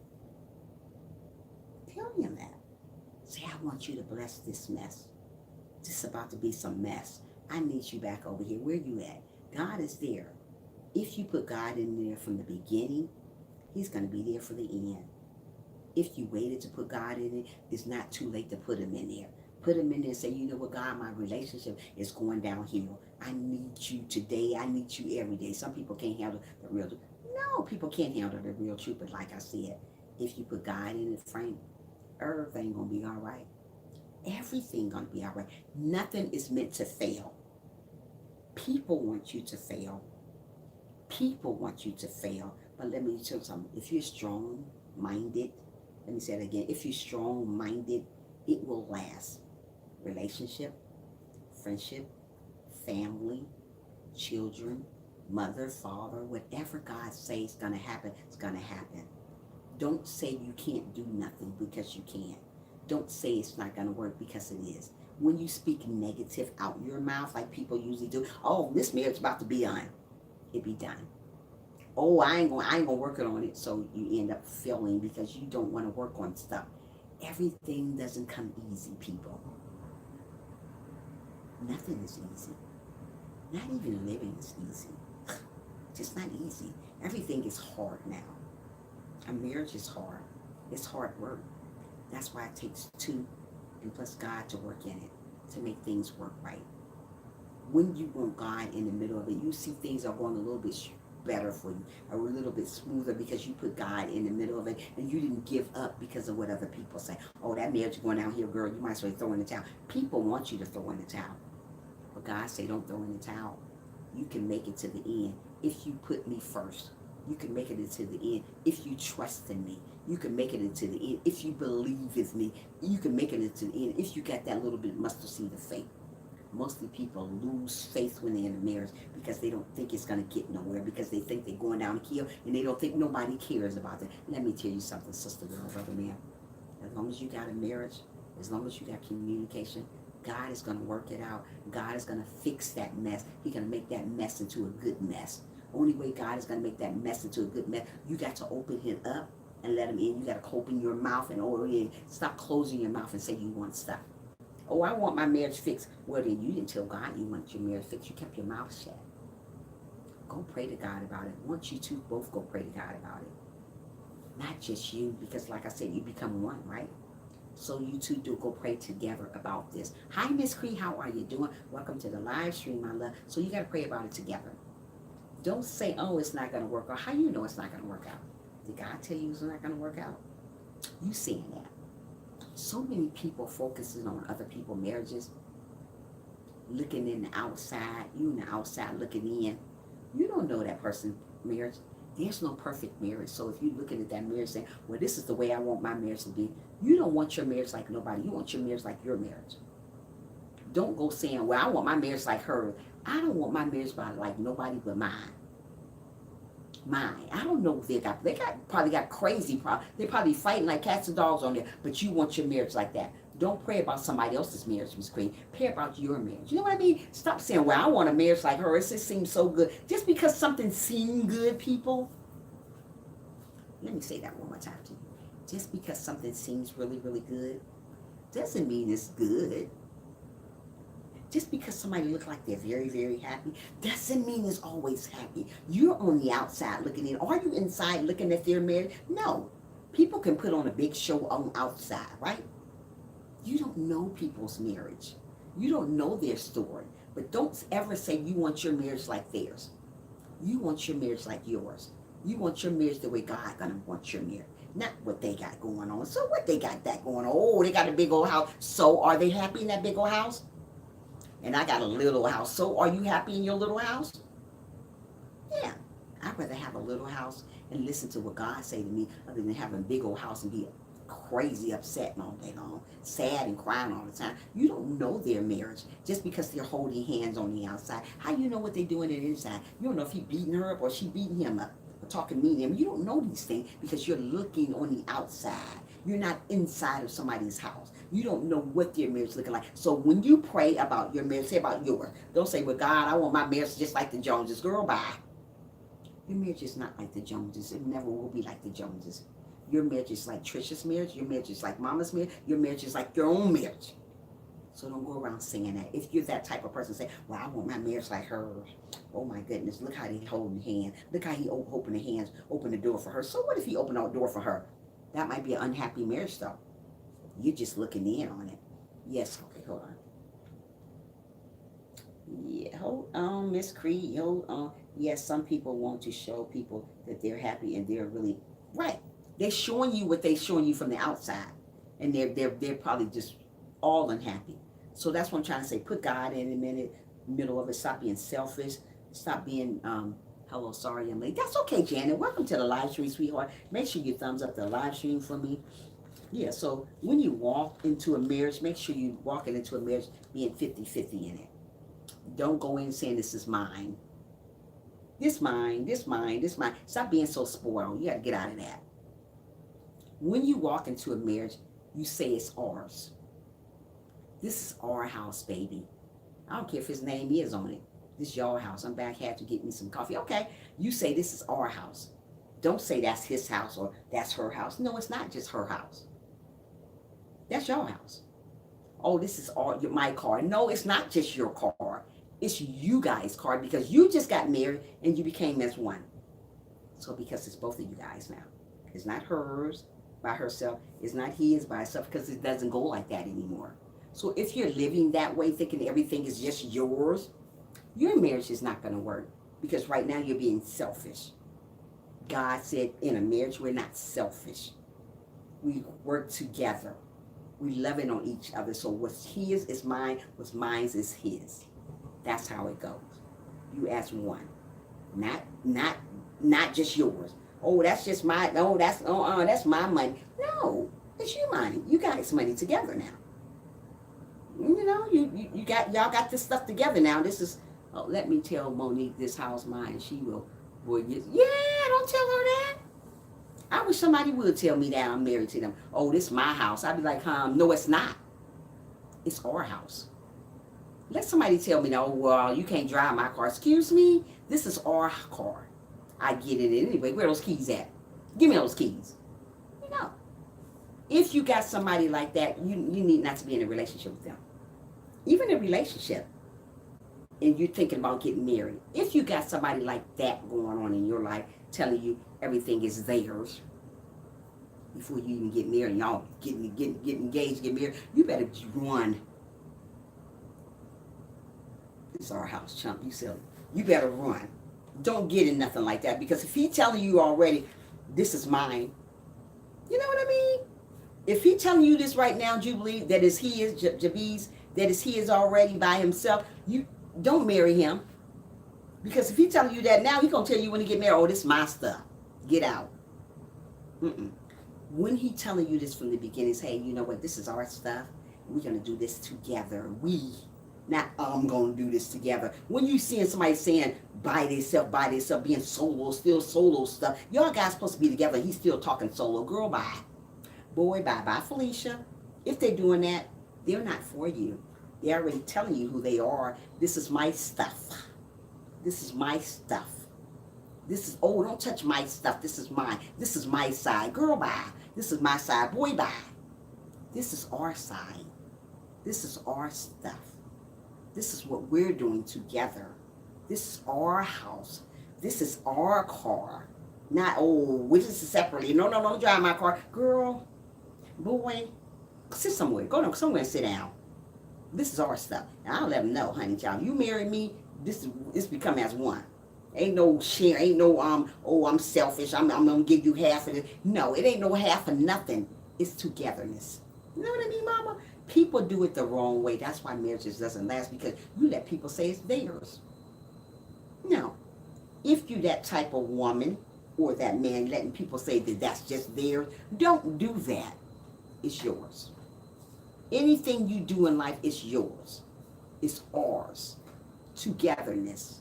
Togetherness. So the next marriage I get in, we're going to compromise. We're going to communicate. Because if I don't communicate with him, I don't have anything. I want to be able to communicate with my husband when things are going bad. I want to talk to him. I want to be able to talk to him. Because some men, you can't talk to. Oh, I don't want to hear that. You better listen before I talk to somebody else about it. You ain't going to like that. So let him know, hey, you know what? We're in this together. I got a problem. I want to talk to you. Now, if he don't want to talk to you, y'all going to need some counseling. Y'all going to need a little bit of Jesus too. So what I'm trying to say, you get in a marriage and say, you know what? This is ours. Let's talk this out. Let's work on this marriages. Let's communicate a little bit more. I'm having a problem right now. I need you. I need to talk to you. You don't want to talk outside of your marriage to your family about your stuff. You don't want to talk outside. You too, mama. We don't want to talk outside of our marriage to our friends about stuff. Because a friend is not going to always tell you what you want to hear. They're going to tell you something different, like leave him. No, it's both ways, Frank. It's just not the female. It's the males. It's both. It's both ways. So what I'm trying to say, people are going to tell you to leave that person. But don't leave them because they're telling you that, especially a so-called friend. If you would have around a friend that's single, she gonna tell you, well, he ain't right for you. Leave that person. He ain't right for you. See what they're doing. They want you single with them. They want you single with them. Right, it's both, Frank. They want you single with them. Don't listen to that. Get around somebody that's gonna lift you up and say, you know what? Just work on your marriage. Don't leave it. A real friend will tell you to work on your marriage. A fake, genuine friend will tell you, yeah, they'll leave him. He ain't about nothing. Or she ain't about nothing. Don't listen to people like that because they want you down and out because they're miserable. They don't have nobody. So they want you just like they are. So get up and say, you know what? I'm going to listen to what God says. God say it's about us. God say let's work on this. God say let's pray together. God say let's love one another. Let's communicate. Let's not be selfish. Let's know that it's 50-50, not 20-50, not 10-50, 50-50. Let's work on this. Talk to God about your relationship other than talking to people about your relationship that want it to fail. When you put God in your stuff, it does not never fail. And God never failed you yet. God say, you in a marriage right now, so I'm not going to leave you. You know why I'm not going to leave you? Because you said you need me from the beginning. So if you told God that you need him in that marriage from the beginning, he ain't going to leave you. God will never leave you nor forsake you. God will never leave you nor forsake you. Most of the time, you don't want to be bothered with God. That's why he just leaves. God is not going to bless your mess if you don't put him in it. God is not going to bless a marriage that he's not involved in. God is not going to bless a relationship that he's not involved in. God is not going to bless a friendship that he's not involved in. So if you think you can have a friend out here by yourself without God in the middle of it, that friend is going to talk about you. That friend is going to deceive you. If you think you can have a marriage without God in it, that friend, that relationship is going to go down. That husband is going to deceive you. That wife is going to deceive you. That wife is not going to be there for you. That husband is not going to be for you because you didn't put God in it. If you think you can have a family out here that you love so much and you don't put God in the middle of your family, it's going to go down too. It's going to go downhill. If you want stuff to work out the correct way, put God in it and keep him in it. Don't say, I can't put God in it. It's no such thing as I can't, people. There's no such thing. I don't know why people say I can all the time. Don't say that. Take that T off. Say, I can make my marriage work. I can make my friendship work. I can make my family work. It's so hard to try and understand it's self-centered. Yes, it is. Oh my goodness, most hated. Yes, it is. When you're selfish and you think things are all about you, you can never understand people like that. I have had people like that in my life. Before I got married to my husband, I had a man that I was with. He paid me no attention. I told my old comers that already. But the newcomers is here. This man paid me no attention. You know why? I didn't put God in the middle of it from the beginning. This before I got saved. He would play the game and move me out the way like like I didn't even exist. I stayed in this little sorry relationship for a whole year. Coming in 3 or 4 times, bad people. Yes, it was most hated. He paid me no attention. No attention. I was like, wow, I felt this low. And my friends would tell me, "Why are you still with him?" I said, "Oh, he's just playing a game." Mostly women, they take up for stuff like that, negative. Don't take it for negative stuff like that. That man ain't paying you attention because he don't want to be with you no more. Good morning, my fee. Good morning, sissy. He don't want to be with you no more. That's why he's doing that to you. He don't want no parts of you. But stupid Tricia back then, I still stayed with him. So finally, I started praying to God. I wasn't even saved back then. I said, enough is enough. I got out. I took all my stuff and I moved and I left him in there. You don't want nobody doing you like you don't exist. You don't want to be in a marriage like you don't exist. There's marriages that people are so unhappy as they feel like they don't even exist. That's the type of friend of the relationship I was in. It's like I didn't even exist anymore. I was like, why am I here? It was like I was just a ghost or something. He's sitting on the other side of the couch. I'm sitting over here. No communication. I felt this low. Because he acted like I didn't even exist in this world. Never be around somebody to act like you don't exist. You know you exist. You know you matter.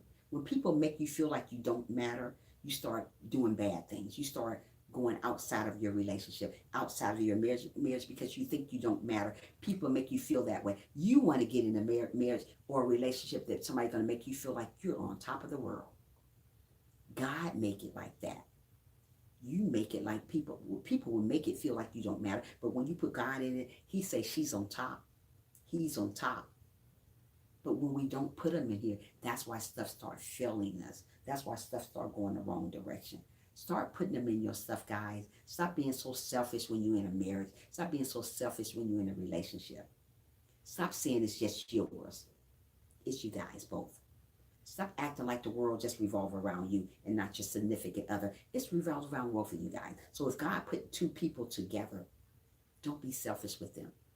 Work on your marriage. Communicate. Communication is the biggest key ever. If you don't have communication, people, you absolutely don't have anything. Let me say that again. If you don't have communication in your relationship, you absolutely not going to have anything. And it's not going to last.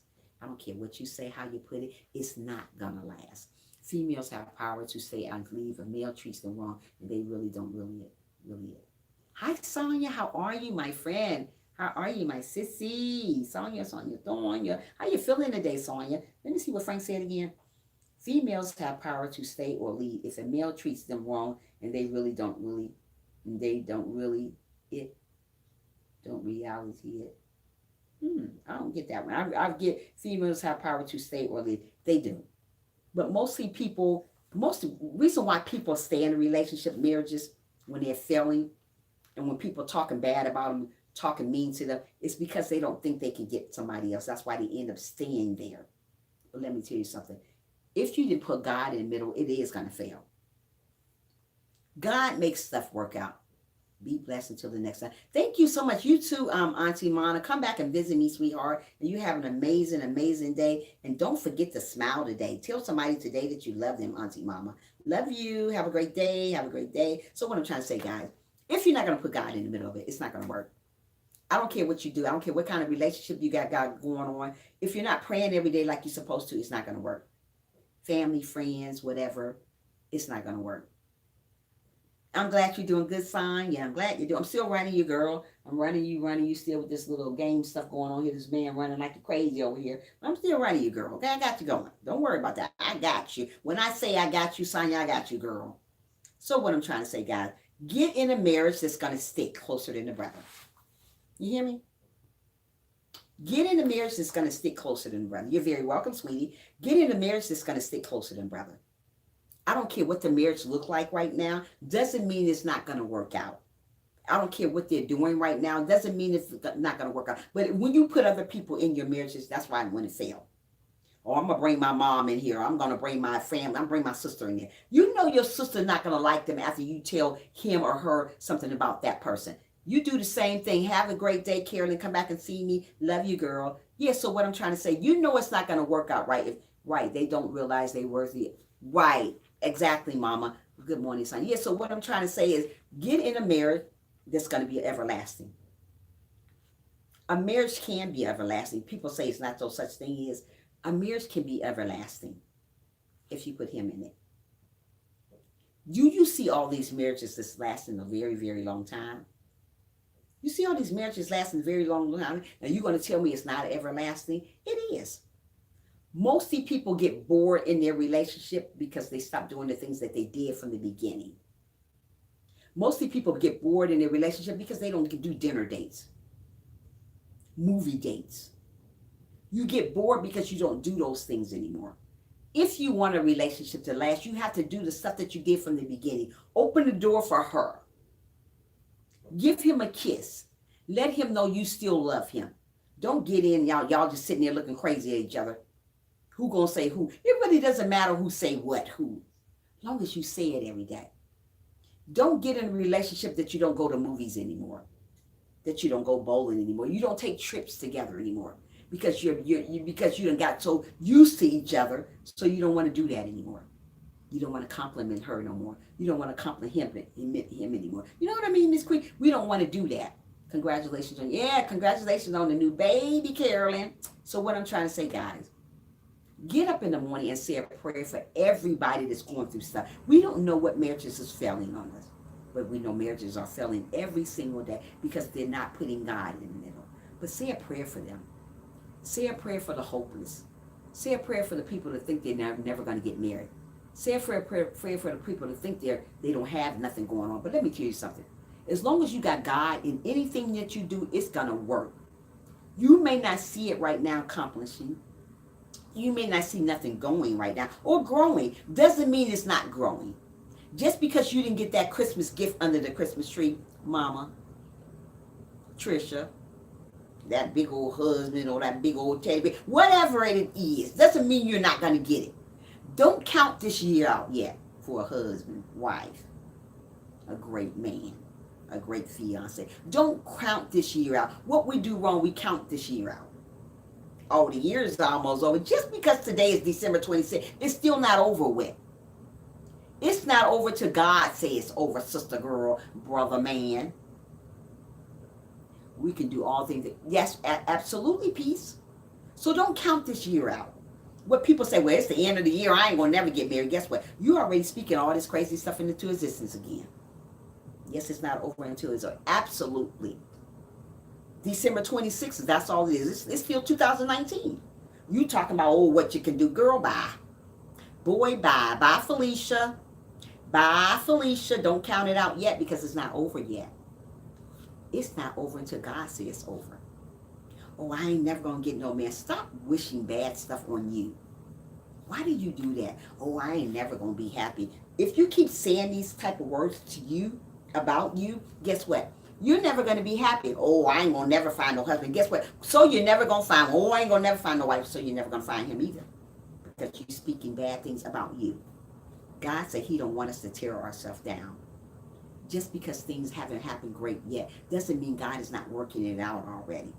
Just because you don't see it yet doesn't mean he's not working out. Mostly people want to see stuff that God do. You can't see everything that God's doing, okay? You can't see everything that God doing for you yet. He's working it out. As long as you remain humble, as long as you keep on praying every single day and don't miss a beat in prayer, you're going to be okay.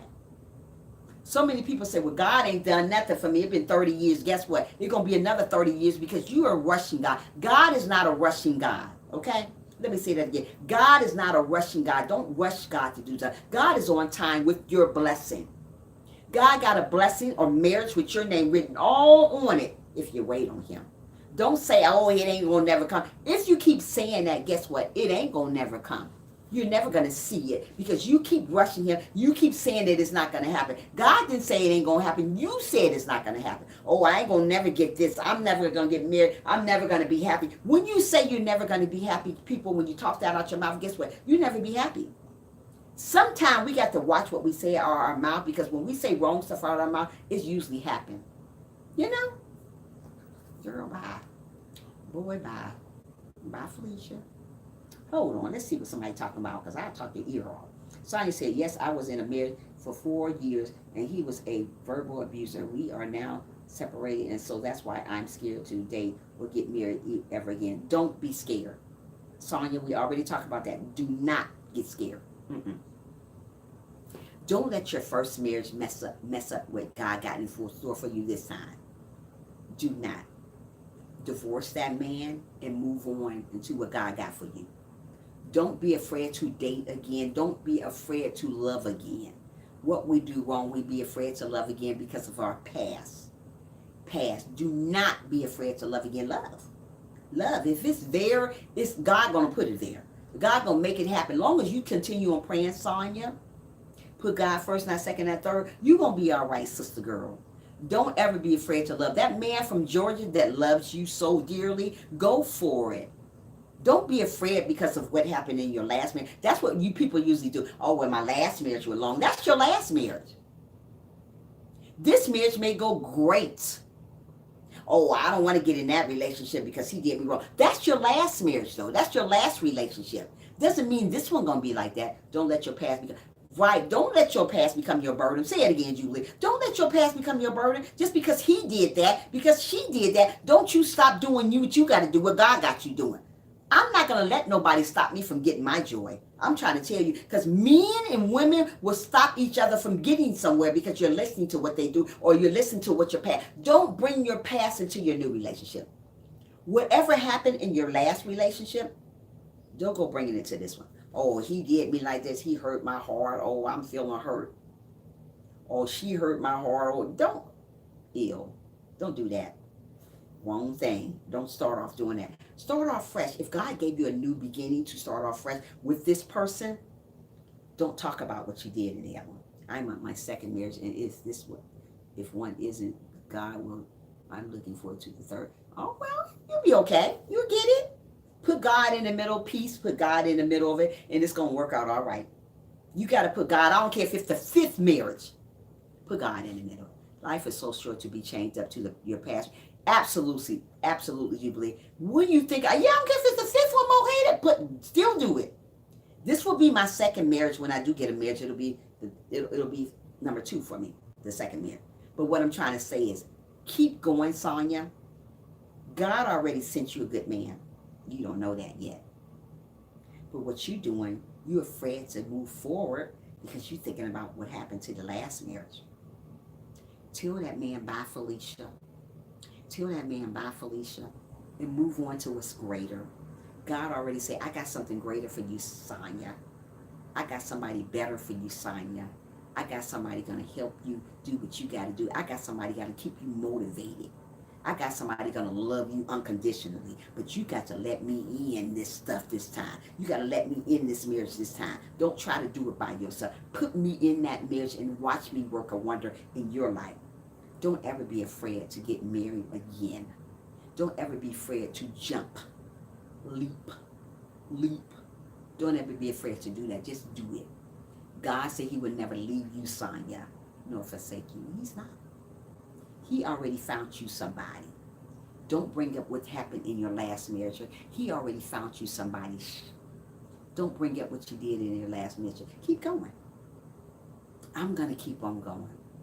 You're very welcome. I'm going to keep on going because what God has for me, Sonia, is simply for me. What God has for you, Sonia, is simply for you. Mama, what God has for you. Miss Cree, what God has for you. What Frank, God has for you. Miss Hayden, what God has for you. It's for you.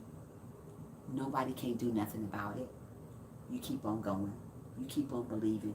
You keep on achieving. You keep on glowing and growing and let God handle you. Don't you go handling stuff that's too hard for God. Sometimes stuff be too hard for God. Good morning, Sil. I'm thank you guys for letting me coming in. So I'll keep on talking. Hi, Sil. Good morning. It's sunny. It's snowing in sunny California. Oh, it's snowing in California. Oh my goodness, girl. It's gonna be 71 here today. It was 71 here yesterday, Silks, and it's gonna be 71 here again today. 71 in the wintertime? Girl, bye. Yeah. Cali snow? Yeah, Cali snow. Wow. Ooh, you know this world going the opposite way. Yes, 71 here in Atlanta. It was 71 yesterday, and it's 71 here again. Yeah. We were outside yesterday for a little while because it was nice. Like a spring day. Just a sweater on. Hey, you can go. Girl, bye. But in my case, they don't. Hold on. It's 35. Ooh, yeah. New York is hot, cold. Janet said, but in my case, they don't want someone sick. They will think they are going to be. Janet, you think the wrong way. What God has for you, Janet, is for you. Well, it's 22 degrees here. Ooh, nope, not here. Right now it's 42, but it's going to be 71 today. Janet, you think wrong. Ooh, Alabama, there you go. Scary temps, huh, peace? Yeah. Scary temps here, too. The highest you get here, usually in the wintertime. Oh, my ear. Where are you from, Jay? Oh, you talking to Jay. Anyway, what I was talking about, Jabberee. Janet, there's somebody for you out there. You just got to hold on. Stop saying that there's nobody. Thoughts become things. Think positive. Think positive. There you go. Upstate New York City. Yeah. So think positive. Stop thinking negative. That's what I'm just trying to tell you, Janet. That's what we're talking about. When you start thinking stuff like that, oh, there's nobody for me, then guess what? Then there's becomes nobody for you. Just because you sick doesn't mean nobody's not for you. It doesn't mean that everybody's thinking about taking care of they're going to be your nurse. No. Stop thinking that. That's negative. I talk about that all the time in my life stream. Think positive. Think that there's somebody going to love me for who I am. Think that way. Don't say, well, I'm sick, ain't nobody going to love me. There's somebody to love everybody out there, girl. There's no such thing as he's not going to love me, she's not going to love me. There's somebody out for everybody. If you hold on just a little bit longer, you shall see that. Don't give up because you're sick. Don't give up because you think you're alone. Everybody, I'm alone. I'm alone. But do you think I'm saying, well, you know what, I ain't going to never get no husband. Oh, man, I'm just going to be here by myself. Is it buffering? I only got 2 people. You guys, I'm so sorry. This thing for yes, this thing is buffering. It just got back on. This is crazy. Now I got one person. I'm about to head out in a few minutes if this thing keep on going on. We ain't got that long left in here. Yeah, I was really on the road. Now I got one person in the live stream. Wow. Where's all my party people at now because of this buffering stuff? Had such a nice live stream going on. She back. I'm back. This thing's what kept on, I kept trying to get in. It would not let me in. It would not let me in. Let me go get some water. Yes, this would not let me in. This YouTube stuff. Hold on, guys.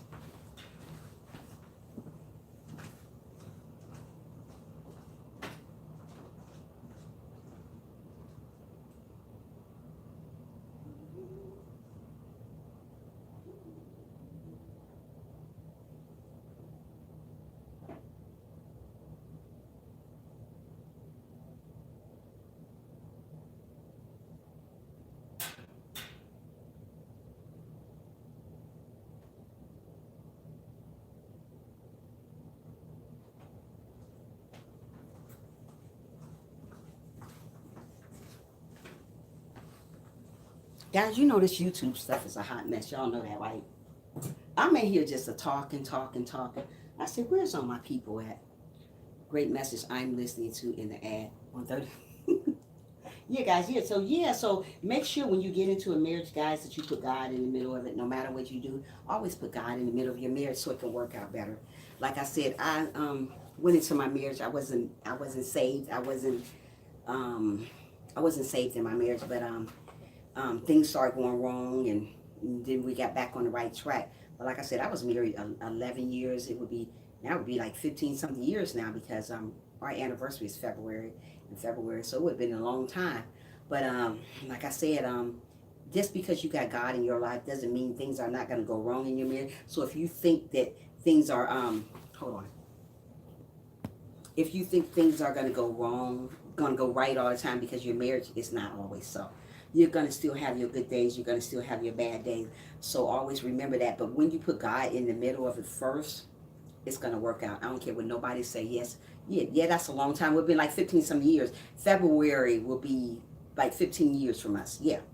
And but you know what, I tried to stay there. But like I said, if a person not cheating on you or doing you wrong, because God don't really like people getting divorced, but if a person not hurting you or doing you bad or beating on you, that's a thing for divorce. When somebody beating on you, I'm not gonna allow no man beating on me, and I'm gonna still be there. Oh, it's okay, he just gave me a black eye. No, that man gave you a black eye. You need to go on. I'm sorry, God, I got to let this go because I'm not going to let nobody keep beating on me. I'm not a punching bag, so I have to get out of that. And hopefully God will understand, and I'm quite sure he will. God don't want you to be in an abusive relationship. Somebody hurting you, somebody dogging you, somebody talking about you, and they're supposed to be loving you. You don't want to be in that. I'm so mad just now. Why you mad? Why you mad, most hated? Why you mad?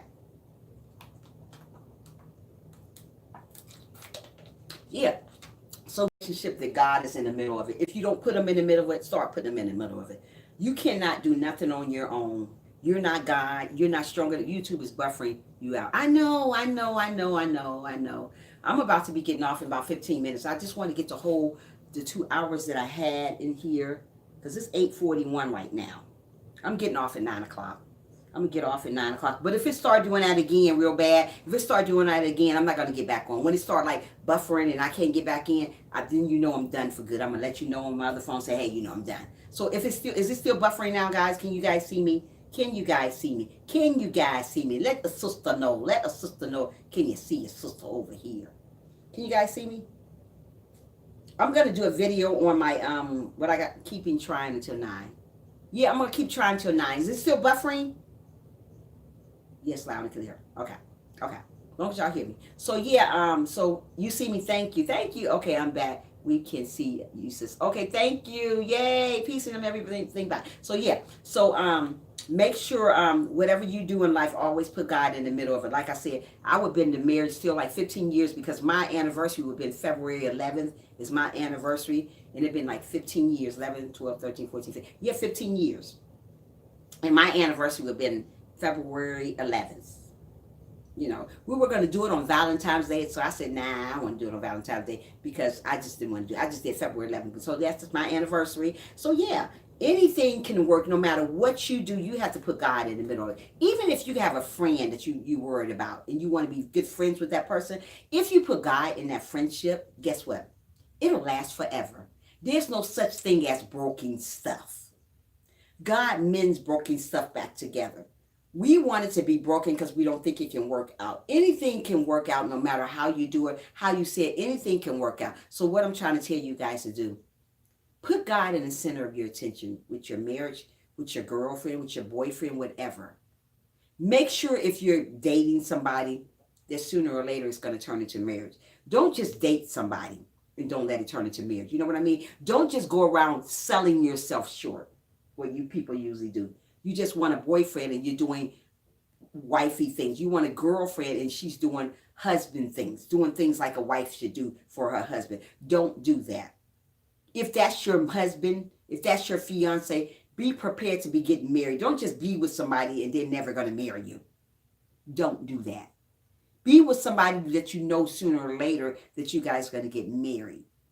I'm not going to be in a relationship with somebody that I'm not going to just get married. I need to get to 1,000 quick so I can share you out on my community tab. That's Frank. Thanks, Frank, for the information. Oh, thank you so much, Mo. Yeah, I'm going to run you too. I haven't had a chance right now. I'm going to run Miss Cree like I'm running Miss Cree now, and I'm running and Sonia right now. So yeah, but like I said, if I had a lot of phones, if I had a lot of computers, I'd run all you guys. Because let me tell you something. When I say I'm going to run somebody, maybe it haven't got to you yet, I'm going to run you. I don't sit up and lie like that. Mostly people lie, say, I'm going to run you. Your numbers never change. Girl, bye. Don't do that to people. Yeah, but I'm going to run you guys. If I had more phones and more stuff to run you out of, I would do it. I would have everybody run. We can't run everybody off the same thing because YouTube sees that. Like, I can be running 2 people at the same time, and have one person running, but I can't do that. But I can stop. I have to stop, pause you guys for a minute, and then run them. I can't run them both at the same time with the same account because YouTube catches on to that stuff, and then you won't get counted for what you got if I did that.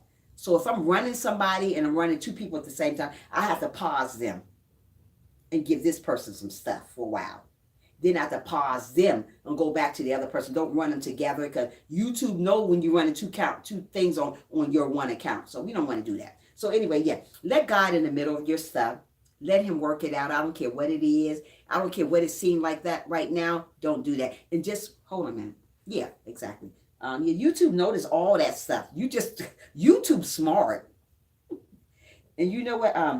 My support count, not watch hours. Frank told me yesterday that when I get 1,000 supporters, I can share. Yep, you can. You can share people out. Yep, you can. I do that all the time. I share people out.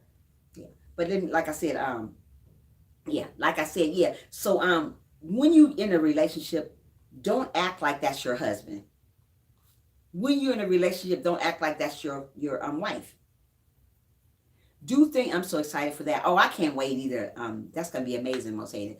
Don't act like don't do stuff that your husband would do, a husband would do. Don't do things that a wife would do if you're not married. Wait till those days come to wash his clothes. To wait for those things to come to help your wife out. That's what you gotta do. Don't do it now. Don't go don't go fixing him nothing to eat. No. You wait till you get married. That's what I do. That's what they do, mama. Don't do that because they're going to get comfortable you doing that stuff and they're never going to marry you. They're not. Hold on. Different guys are coming at me. How do I know which one is the one? The guy from Georgia is really not my type, but the new guy I met is good. God sending me different options. Pray about it. Hi, Bible. How are you doing? Make sure you thumbs up for your girl. Pray about Sonya. Ooh, okay. Bye, Felicia. Sonya. Pray about it, girl. Pray about it. God gonna lead you the right one. Whatever. Ooh, Sonya. Ooh, girl.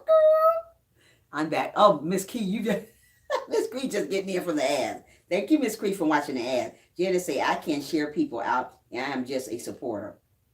Oh, we know, Janet. We know it's okay.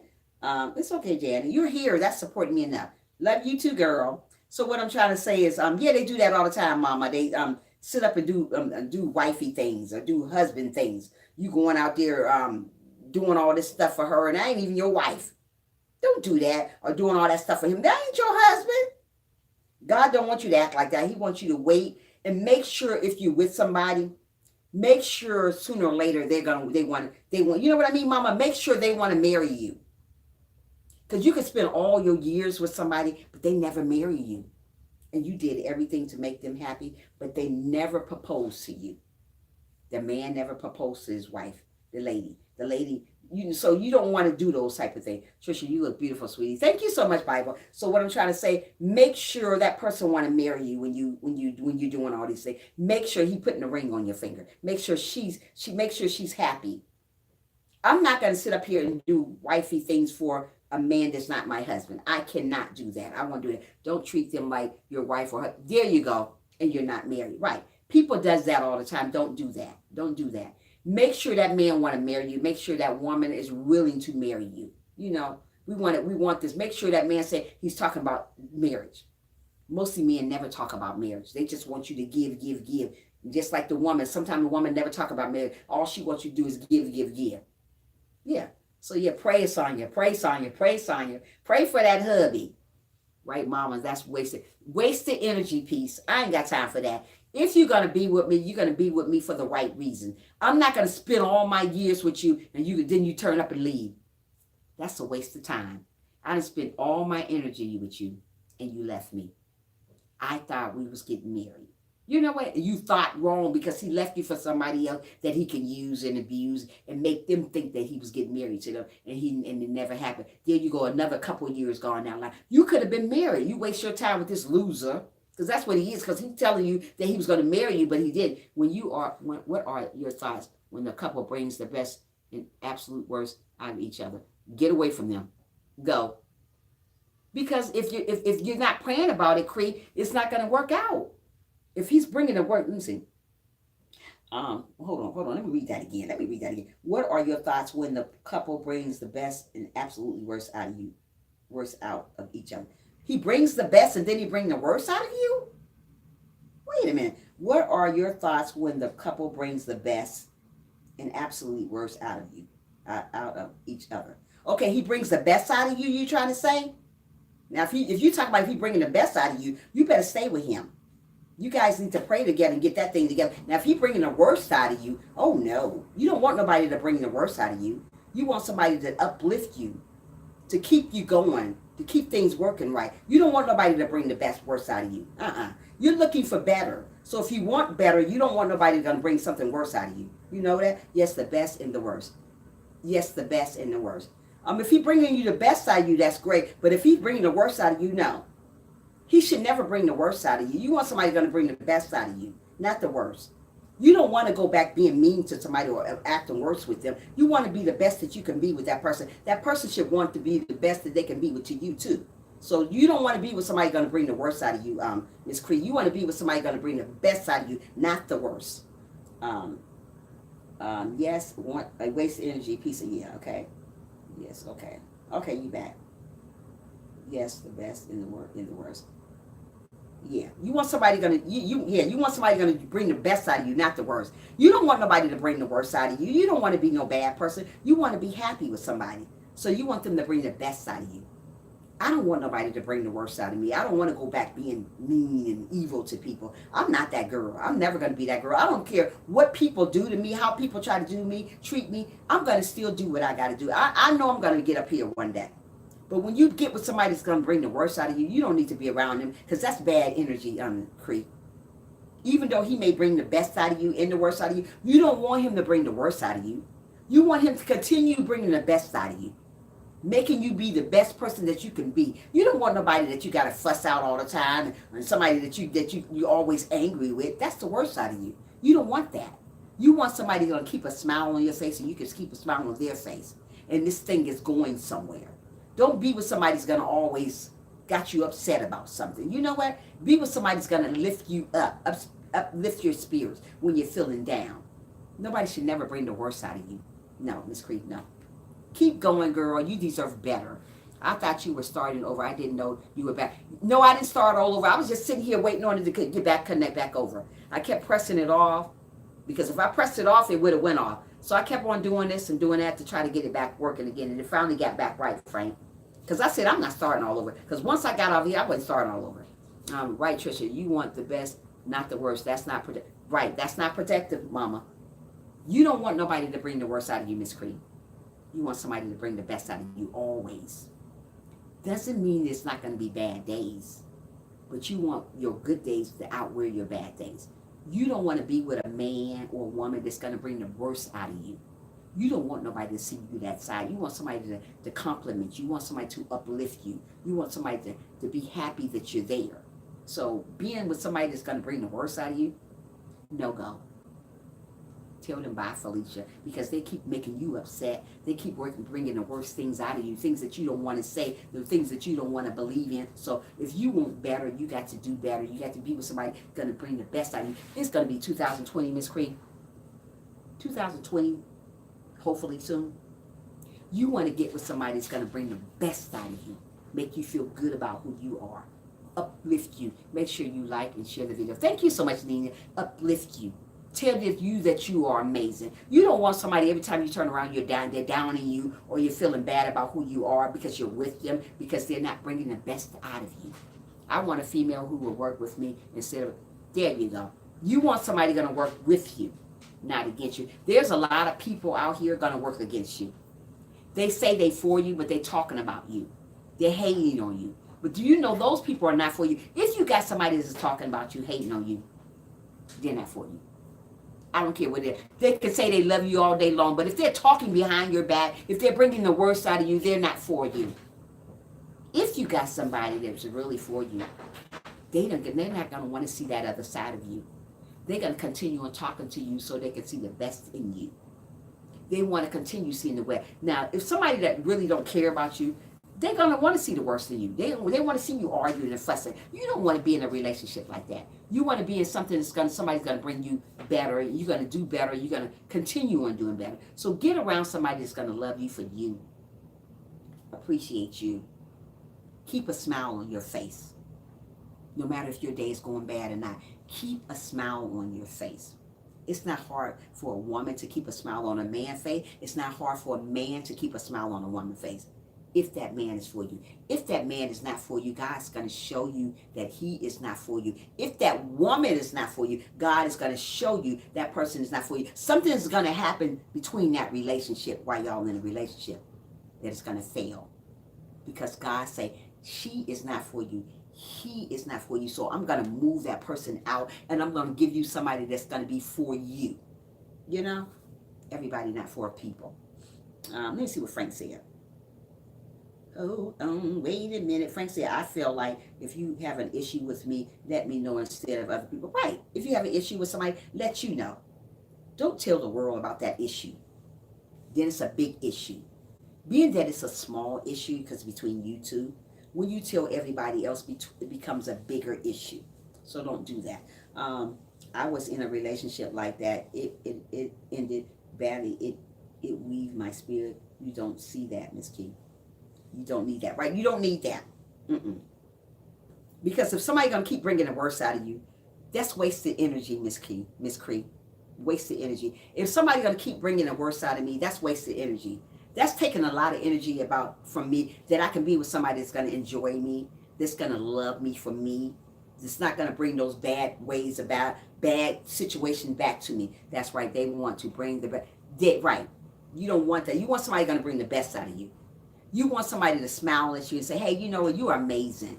If you don't do nothing else in life, know that you are amazing. You make me smile. Oh, my goodness. I love you for you. You want somebody to tell you that. Don't get with somebody every time you turn around, you happy one day with them, and the next minute you're mad. Tell them bye. I don't want, I'm getting too old for that. Either you're going to talk to me or you're not. Either you're going to love me or you're not. I ain't got time. My clock is clicking, okay? My biological clock is ticking. I ain't got time to be playing kitty cat games no more. It's time to get it right or keep it moving. Get it right or keep it moving. I'm looking for a husband, not a pen pal, pay pal. I'm looking for a husband. So if he's not my husband and he want to play house with me, I don't play house. I'm looking for a marriage. I'm not playing house with you. I'm not cooking for you. I'm not cleaning for you because you're not my husband. But if you're telling me we're getting engaged, you know what I mean, peace? If you're telling me we're getting engaged, then hey, I'm going to do these things because I know it's leading up to a marriage. Hello, my life. How are you doing? Happy holidays to your girlfriend. Welcome to the live stream. So what I'm trying to say, I'm not going to play house with you. My clock is ticking. So if it's ticking, I'm looking for a husband, not a PayPal, not a playmate. I'm looking for a husband. So if he's not looking for what I'm looking for, then it's got to be over with. How do you fit? Oh, that's so beautiful. You don't fit in I don't have nothing to fit her. If I had a black one, she could have my black one. So yeah, I pray house for. Don't do that. No play house. Because when you play house for that long with people, they still don't marry you. They still don't marry you. You done gave them all your benefits. Oh, I'm going to give her all my benefits. Why would you give somebody all your benefits? No. If you're doing that wrong in my live stream, don't do that. That's not right. I ain't playing house. I'll be by myself before I play house with somebody. Bye, Felicia. He or she say she loves you, but behavior just demonstrates that is he who she doesn't. Absolutely, Silk. So we don't want to play house with people. We don't want to play house, Silks, not at all. Now we married, but God, I give praise to. Yeah, amen. Hi, Rob. Hey, Rob. Welcome to the live stream, Uncle Rob. Make sure you thumbs up for your girl over here. I didn't know any better, but I do now. See, you know what? Like I said, we all don't know better. We don't want to hold nothing against nobody in my life because we all make mistakes.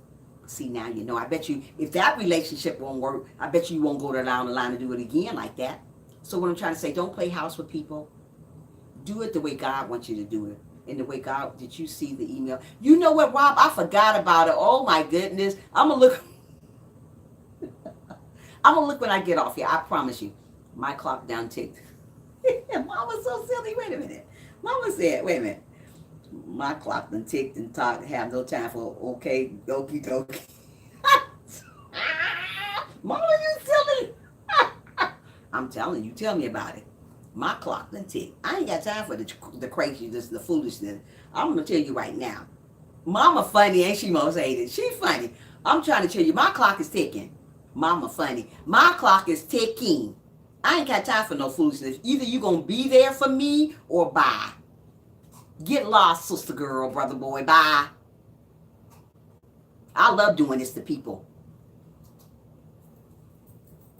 I ain't gonna sit around and let you hurt my heart again. I'm not gonna sit around and let you ignore me again. If it ain't about a marriage, if it's not talking about putting a ring on it, then bye, Felicia. Hi, Think Better with Joy. Make sure you thumbs up the live stream. Welcome to my live stream. How you doing today? Hi, Monarch Seca. Make sure you guys thumbs up. The 2 people came into the live stream. Make sure you guys thumbs up for your girl over here. It is absolutely free. Thank you so much for the thumbs up. Okay? So what I'm trying to say, guys, keep on believing in yourself. Know that you are worthy. Let me say that again. Know that you are worthy. Don't get around somebody that say you're not worthy. God said that you are worthy. So if God said that you are worthy, thank you so much, Monique. You're amazing. If God said that you are worthy, then you are worthy. You are worthy. You are worthy. So get around somebody that's going to uplift you. Get around somebody that's going to talk great to you. Get around somebody that doesn't down you. If you put God in the middle of that stuff, like I said, they won't do these things. He won't allow them to do those things. So what I'm trying to say, guys, stop playing house with people. Stop playing house with people. Pray. Get in a good relationship. Get in something that you're about to get married sooner or later. Don't stay with nobody 4 and 5 years down the line and he's still not married you or she's still not proposed, say, hey, are we going to get married? Don't get comfortable with that. Because if he done waited 4 or 5 years and still ain't married you, guess what? There's not going to be a marriage. There's not going to be a marriage. Don't let people use you. You're better than that. You're bigger than that. You're bigger. That's right. No time, Mama Joan, ain't no time for playing around. Not here. Don't play around with me. Don't. My life says sometimes putting a ring on it still might not work, so it's better to go pray. Of course we gonna pray about it before. If a man gonna put a ring on it, you gonna pray about it. You're not just gonna up and marry somebody. Who does that? Bye, Felicia. You're gonna pray about it when he putting a ring on it. Who's just gonna marry somebody because they put a ring on it? Ew, that's not good. You're going to pray about that person before you even go down the line. Who does that? You don't want to just do that. Thank you so much for taking that away, Mama. I wish someone would have told me that. Well, you know what? We learn from our mistakes. Nobody's perfect. Let me say it again. Nobody is perfect. Only person perfect is God. I made mistakes. I knew what the man thought that I was going to get something out of him. I didn't, hi, Cher. Welcome. Miss you, baby girl. Nobody's not perfect. No marriage is perfect. Nobody is perfect. You're going to have your ups and downs. As long as your good days outdo your bad days, you are on the right track. But now if you're having a lot of bad days more than good days, something is definitely WRONG wrong. So you don't want that. Happy holidays to you also. So what I'm trying to say is, wait on God to send you somebody. When God sends you that great husband, that great wife, go to the next step. Don't sit there and still be boyfriends and girlfriends for 30 years. How you going to be a boyfriend and girlfriend for 30 years? You might as well say bye. Ain't no way I'm going to wait 4 years for somebody. I'm not waiting that long. You're going to marry me within 2 years. Not no 4 years. I ain't doing that. That's too long for me. I want to get married within 2 years. It don't take long to know nobody. Let me tell you something. As long as you get married, you still ain't going to know nobody. There's still going to be things that you know about them that you didn't know. There's still things that you're going to keep knowing about them that you didn't know. So just because you get married to somebody doesn't mean you know them. You don't. I have people that got married within 6 months. They don't know them still, but they get to know them. You don't know people because you marry. Oh, I'm marrying him. I know all about him. You may know something after you get to know him. You be like, wow, I didn't know he did that. I didn't know she did that. Friends first, relationships, hip, engaged, and then there you go. Yeah, but like I said, you may be with a person for a long time, and you finally get married to them. There's still stuff you thought you didn't know all about her. You're never gonna know nobody. You're never gonna know nobody. As long as I come on here and talk to you guys every day, you're never gonna know me. You know my personality from being on here. You know the way I do things on here in the morning, but you don't know me still. I don't know you. You things you just don't know about people. You're not gonna know. It's gonna take a whole lifetime. If I say a whole lifetime, you're never gonna know nobody. That's what I'm trying to say. You're never gonna know people. So if God's sending you somebody, even though you don't know him, Miss Cree, and they propose to you, go for it. Go for it. Don't say, I'm going to wait 30 more years, girl, you old. I'm going to wait 30 more years, boy, you old. You don't want to be that way. You want to be up there. You want to be able to think. You want to be able to enjoy yourself. Don't wait till you get 90 years old and say, well, you know, I don't know him yet. You ain't going to never know him. It don't go like that. The way it goes, get to know people. Go take that person to God. Pray about them. Ask God, is this the correct person for me? Is this the person that's going to love me? Is this the person that's going to encourage me? Is this the person going to help me to become one? Is this the person that's going to really, really be there for me to the end of time? Talk to God about them. Don't you hope you guys had a wonderful Christmas? Yeah, we had a great Christmas. Well, I did. You know, it was okay. Get to know people. Don't worry how long it takes to know them, because you're never going to know people. There's people who've been married 30 years. They still don't know them. They still don't know them, but they're married to them. So what I'm trying to say, guys, every day, get with somebody that God's going to lead you to. Good morning, AKA. Make sure you thumbs up the live stream. I speak to this AKA James in the live stream all the time, and other people live stream. He never thumbs up, and he never say nothing in other people live stream. Why you do that in other people live stream, brother? You still ain't thumbs it up. I tell him all the time, the same AKA James, you be around everywhere. And you don't never thumbs up the live stream. You come on here and just do your thing. Boy, bye. I speak to that AKA James all the time in everybody live stream. He usually be in share live stream, all kinds of live stream. And he never say hi, never thumbs it up. Nothing but come in here and grab. Bye, Felicia. Really? I'm just speaking it real. I'm just keeping it real over here on my channel. I can't stand when people do that. That's not good. That's not good. Still ain't thumbs it up. Never do. He just come in here and just grab. Ooh, Lord. But anyway. Yeah, just find somebody that's for you. But God will find that person for you. God will find that person for you if you wait on it. What we do wrong, we don't wait on it. We don't wait on it. We just sit up and just go for what we can get. Oh, I'm lonely, so I'm going to get him. A marriage works for both of you guys. You both got to want this. Not one person got to want it. Because if one person just wants a marriage and the other one don't, or if that one person is marrying you for the wrong reason, it's not going to last. Mostly people marry for money. They don't marry because they love you.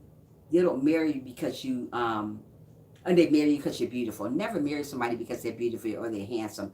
All that stuff will fade. Marry somebody because they love God and because they love you unconditionally. Don't get with somebody going to love you today and tomorrow they don't. Get with somebody going to love you until God call one of you guys home. That's what the marriage I'm looking for. I'm not looking for this little 2% marriage.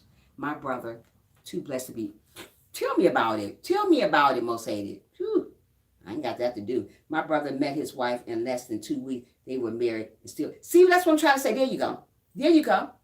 Silks. There you go. It's no time frame on how long it takes to get married to people. And it really is not.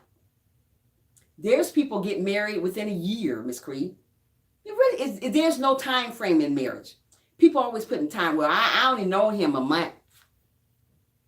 If God put you guys together, that's living proof right there what Miss Silk said. 42 years, Silk said.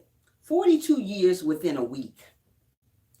I'm doing fine on this beautiful morning, Sherry. Thanks for you. Yeah, 42 years less than a week they got married.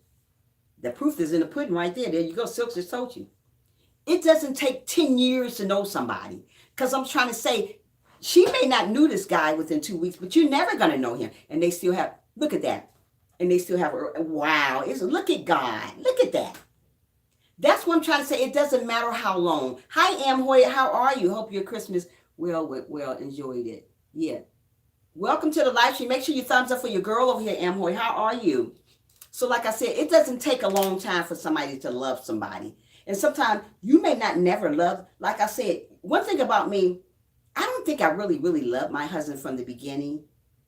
But I loved him for him. You know, I was kind of marrying him for the wrong reason because he had money. I'm just telling you what I'm doing great hosting you. I'm doing amazing. Thanks for being here. So I married him for the wrong reason from the beginning. And then I start loving him for real. Even when he got sick, I still loved him. You know, I still love this man. Because sometimes God put people in your life for a reason. Sometimes God put people in your life for a season. No, I wouldn't wait that long again. I know, you know. So we want to marry for the right reasons. And just marry them for the right reason. Like now, most of these young ladies are growing up. They're marrying for money, for stability. You want to marry that you love them, that they love God and you love each other, not for beauty, not for what they look like, because you're going to be lost if you marry somebody for beauty or what they look like. So marry somebody for stability, marry somebody for love, marry somebody that loves the Lord, marry somebody that God put you two together. Don't marry for the wrong reason, because if you marry for the wrong reason, it's not going to last long because you didn't put God in it. You didn't put God in the middle of it anyway, so it ain't going to last long. So if that's what you're doing, you need to rewind that and do it the correct way. God already know what you're marrying that person for. Don't marry that person for love. For you know what else. Don't marry for that either. Marry for love. Marry for what God put you guys together for, from the heart. Go from the heart.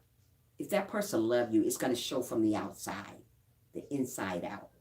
If he don't love you, you're going to notice it from the beginning. He just loved you because what you had, or she just loved you for what you had. You had a bigger house, so they're going to love you because of that. They're not loving you because of who you are as a person. You want to marry somebody that's going to love you for who you are as a person, no matter what you look like. You know what I mean, Peace? Most of people are married for beauty. Oh, she pretty, I'm going to marry her. Oh, he's handsome, I'm going to. Don't marry for that. That doesn't mean they love you because you love them. You want the love to be mutual. You know what I mean? We want love to be mutual. We don't want she loving me, Lord, more than I loving him. No, she loving me more than he loving me. You want the love to be the 50-50. You know, you want anything you do in a marriage, you want it to be 50-50. You shouldn't be doing more than he doing. He shouldn't be doing more than you doing. It should be together. That's why God say, I'm going to put you two as one. Put me in the middle of it so I can work it out, so I can make it work for you. Don't marry because of what somebody got, because you're going to be lost, and then sooner or later you're going to get a divorce because all the benefits are gone, so you're gone. So that was the wrong reason to get married. Get married because you love him or you love her, just because who she is, just the way her personality, her character, her spirits, because she loved the Lord. Because he loves the Lord. Mostly people don't care if you love the Lord or not. They're going to just marry you because you got something. People these days don't want to marry you if you don't have anything. Let me tell you something. A man don't have to have a lot for me to love him. As long as he got a great spirit, as long as he loved the Lord for real, as long as he loved me for real, as long as we pray together, this thing going to work. God will enlarge our territory anyway because we married for the right reason. We didn't marry for the wrong reason. God is not going to bless your marriage when you're marrying people for using them to get where you're going to get to. You're not going to get blessed that way, honey boo boo. So if you're that type of person, you need to change that. It's not going to last. It's going to fall apart because you married them because they had money. You married them because they had that. Yeah, so don't do that. Mm-hmm. For real, I'm getting off at 9:30 for real, guys. 9:30, I'm out. 9:30, I said 9 o'clock. 9:30, I'm out. 9:30, I am OUT. Out, okay? So like I'm saying, guys, get with somebody you run a real love, and don't be selfish with them. Whatever you do, don't be selfish with your significant other. Don't say, I can't give you that. I can't give you. Don't do that. What God put together. Oh, thank you so much. What God put together, let no man, no woman tear it apart. Let what God put together, let no man. So what I'm trying to say, guys, keep on loving who you are as a person. Don't let nobody tell you that you don't deserve better. Don't get with people that's going to ruin you. Don't let people bring the worst out of you, Miss Cree. Let me say that again. Don't let people bring the worst out of you. You know you deserve better. God put you on the earth for better. You shouldn't settle for nothing less than better. Better. You want better. You want to do better. You want to see better. So only way you're going to see better and do better, you got to want better. If I want better, I want to do better. I want to listen to what God say. Because if you don't want better, you won't get better. Tell God what you want. Tell God, I want a man that loves me. I want a man that don't bring out the worst in me. I want a man to bring the best out of me. I want a man to appreciate me. I want a man who respects me. Respect. Mostly people don't respect one another. That's why things go downhill. Tell him, God, you want a man that you could communicate with every day. How's your day, baby? How are you today? I love you just for you. Bring that man a card home just because. Bring that woman a card home just because. Give her some candy just because.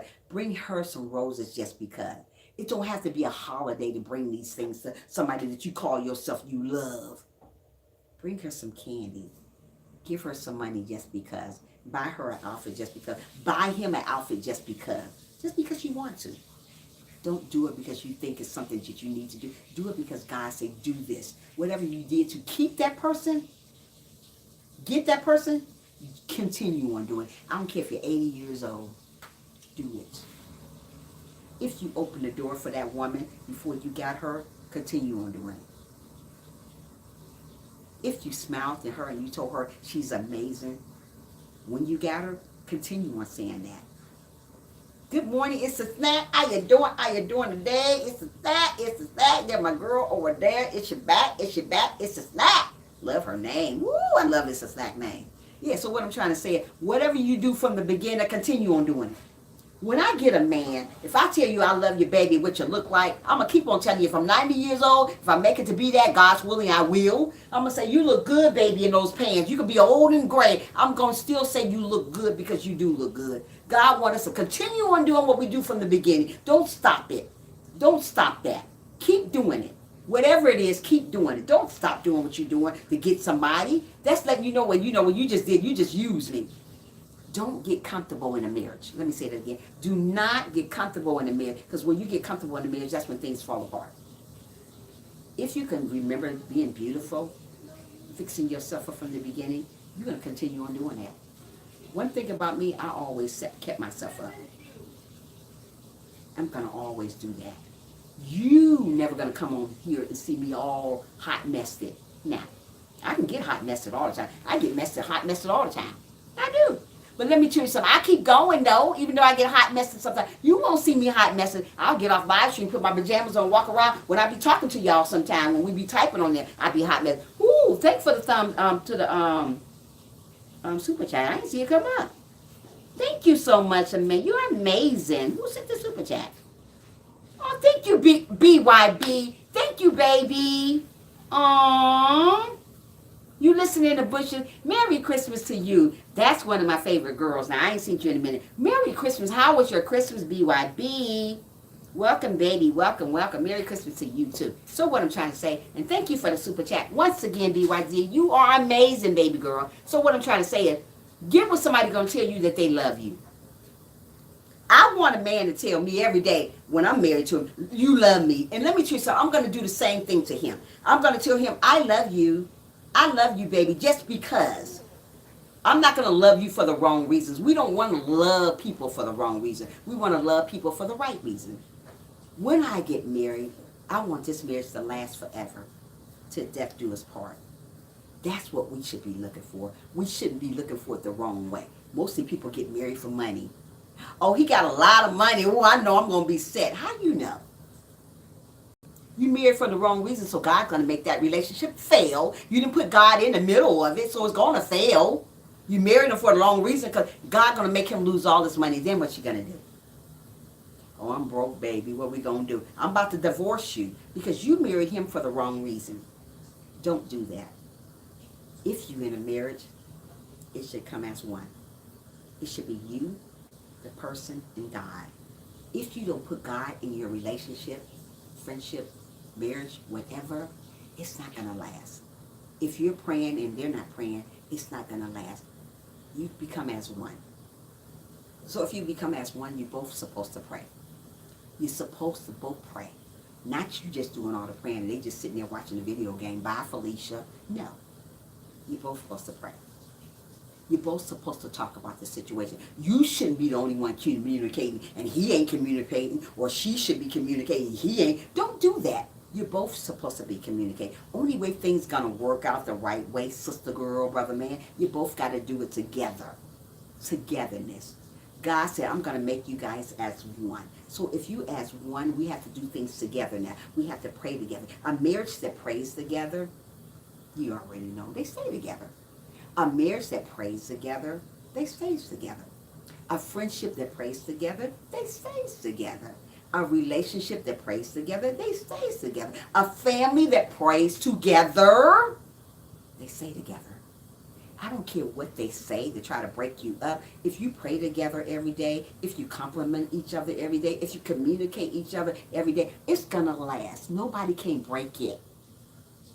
God already got it. You know what I mean? God already said he would never leave you in this stuff. Because you know what? You put me in your stuff. When you put God in your stuff, he's going to rearrange it and he's going to make it work for you. That friendship, that marriage, that relationship, that family member, it's going to work because you say, God, take the wheel. Let him take the wheel and drive you. You may not want God to drive you, but let me tell you something. Let him drive you. He will, mama. He will drive you. Many a days when I was married, I used to have to tell God to take the wheel. That's right, pray together. I had to tell him to take the wheel because if God didn't take the wheel, I don't know where I would be at today. Many of the days, thank you, Muffy, baby girl. Many of the days I used to have to tell God to take the wheel when crazy folks come to my life. Because if I didn't tell God to take the wheel, I'll go back crazy again. I go back crazy again. Y'all don't want to see me crazy. It's not cute. I can get there though, but I don't want to go back there. But people will take you back there. People will take you out your character. You don't want people to take you back there. If God brought you from there, he's going to bring you through it. So what I'm trying to tell you, don't go back acting crazy because people want you there. Be better. Do better. Act better. And keep on going and keep on growing and keep on flowing. Don't let nobody steal your joy. I don't care who come along.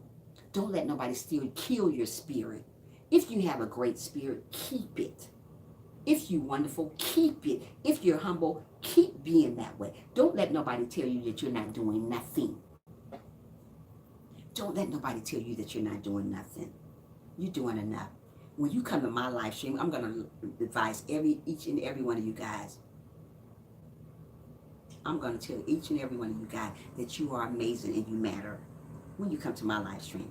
People don't tell you that you matter, but when you come to Tricia's live stream, you matter. Get up in the morning and say a prayer for that great husband that is going down the wrong hill. Say a prayer for that great wife that's going down the hill. Say a prayer for that great relationship that's went down, went sour. Pray a prayer for that great family that went down, family, mother, sister, brother that went aboard. Say a prayer for them. Let God mend it back together because he will. Just trust in him. Just trust in God just a little bit longer. Keep on loving one another. Don't stop loving people. Don't stop loving people. Whatever you do in life, keep on loving people. I'm going to love you until the end of time. When God come knocking on my door, then I can say, well done. Right now, it's not well done. It's keep on going, Tricia. Keep on growing. Keep on teaching people how to live the correct way. Teach people how to do a marriage. A marriage goes for one another. Only way we're going to have a great marriage, we got to trust in God. We got to put him in there. God doesn't bless stuff that he's not involved in. Let me say it again. Oh, BYB, you are doing it up today. Thank you, BYB. Love you, baby girl. Oh, BYB, I just love her. Not because she give me money, I just love her anyway. That's one of my favorite girls right there. Always have been. So what I'm trying to say is, keep on being great. Keep on being loving. Let God in your mess. We all got mess. Just because I'm a Christian doesn't mean I don't have mess. If I sit on here and acting like I'm better than somebody and acting like I'm perfect, God don't like that. That's ugly. I have mess. You got mess. We all got mess. We human. It's called human nature. We're going to have mess. But let God take care of that mess. Don't say, I'm going to fix it on your own. Because you can't fix nothing on your own. Let me say it again. You cannot fix nothing on your own. If you think you can fix something on your own, you're going to be lost. You're going to be lost here in this world. Put God in your marriage and let him get it right. Don't play games with people like that you loving them for their money. Don't do that. Love people for real. God will whoop you doing that. Love people for real. God will whoop you from doing that. Don't do that to people. Really, really love people for real. Let people know that I love you for who you are. Check your email. Okay, hold on. Hold on, baby girl. Let me see what Muffy said. Not Muffy. Not Muffy. Talk about my other favorite girl. And Happy New Year. Check your email. Merry Christmas and Happy New Year. Oh, thank you so much. Happy New Year to you too. I love you, BYB. Come back and see me. You know what I was just talking about you? Was it yesterday or the day before yesterday? I said, I haven't seen my baby BYB in a long, long time. Where's she at? Here you go. Who show up today? BYB. Girl, bye. But anyway, yeah. So like I said, just love one another. Guys, I'm getting off here because I'm going to Walmart. Okay? It's a sale going on. I ain't going to be talking to you guys all day. I can't. Rob, I'm going to check my email. I'm still running you, Sonia and Cree. I just started running you today, Cree. So you check your numbers tomorrow, Cree. Peace, you laughing. Why you laugh? Why you crying, Peace? What's wrong? I gotta go. I gotta go. What's wrong, honey? Don't cry. Oh, I'll be back tomorrow if God's will. I will be back tomorrow. I gotta go. Bye, guys. Love you guys. I love all you guys. Don't ever think I don't. Have a wonderful, wonderful day. I got to go. Toodles. Cree, thank you. Keep your head up, Cree. Get you a good man. Gotta go. Bye. Peace, love. See you later. Bye, Felicia.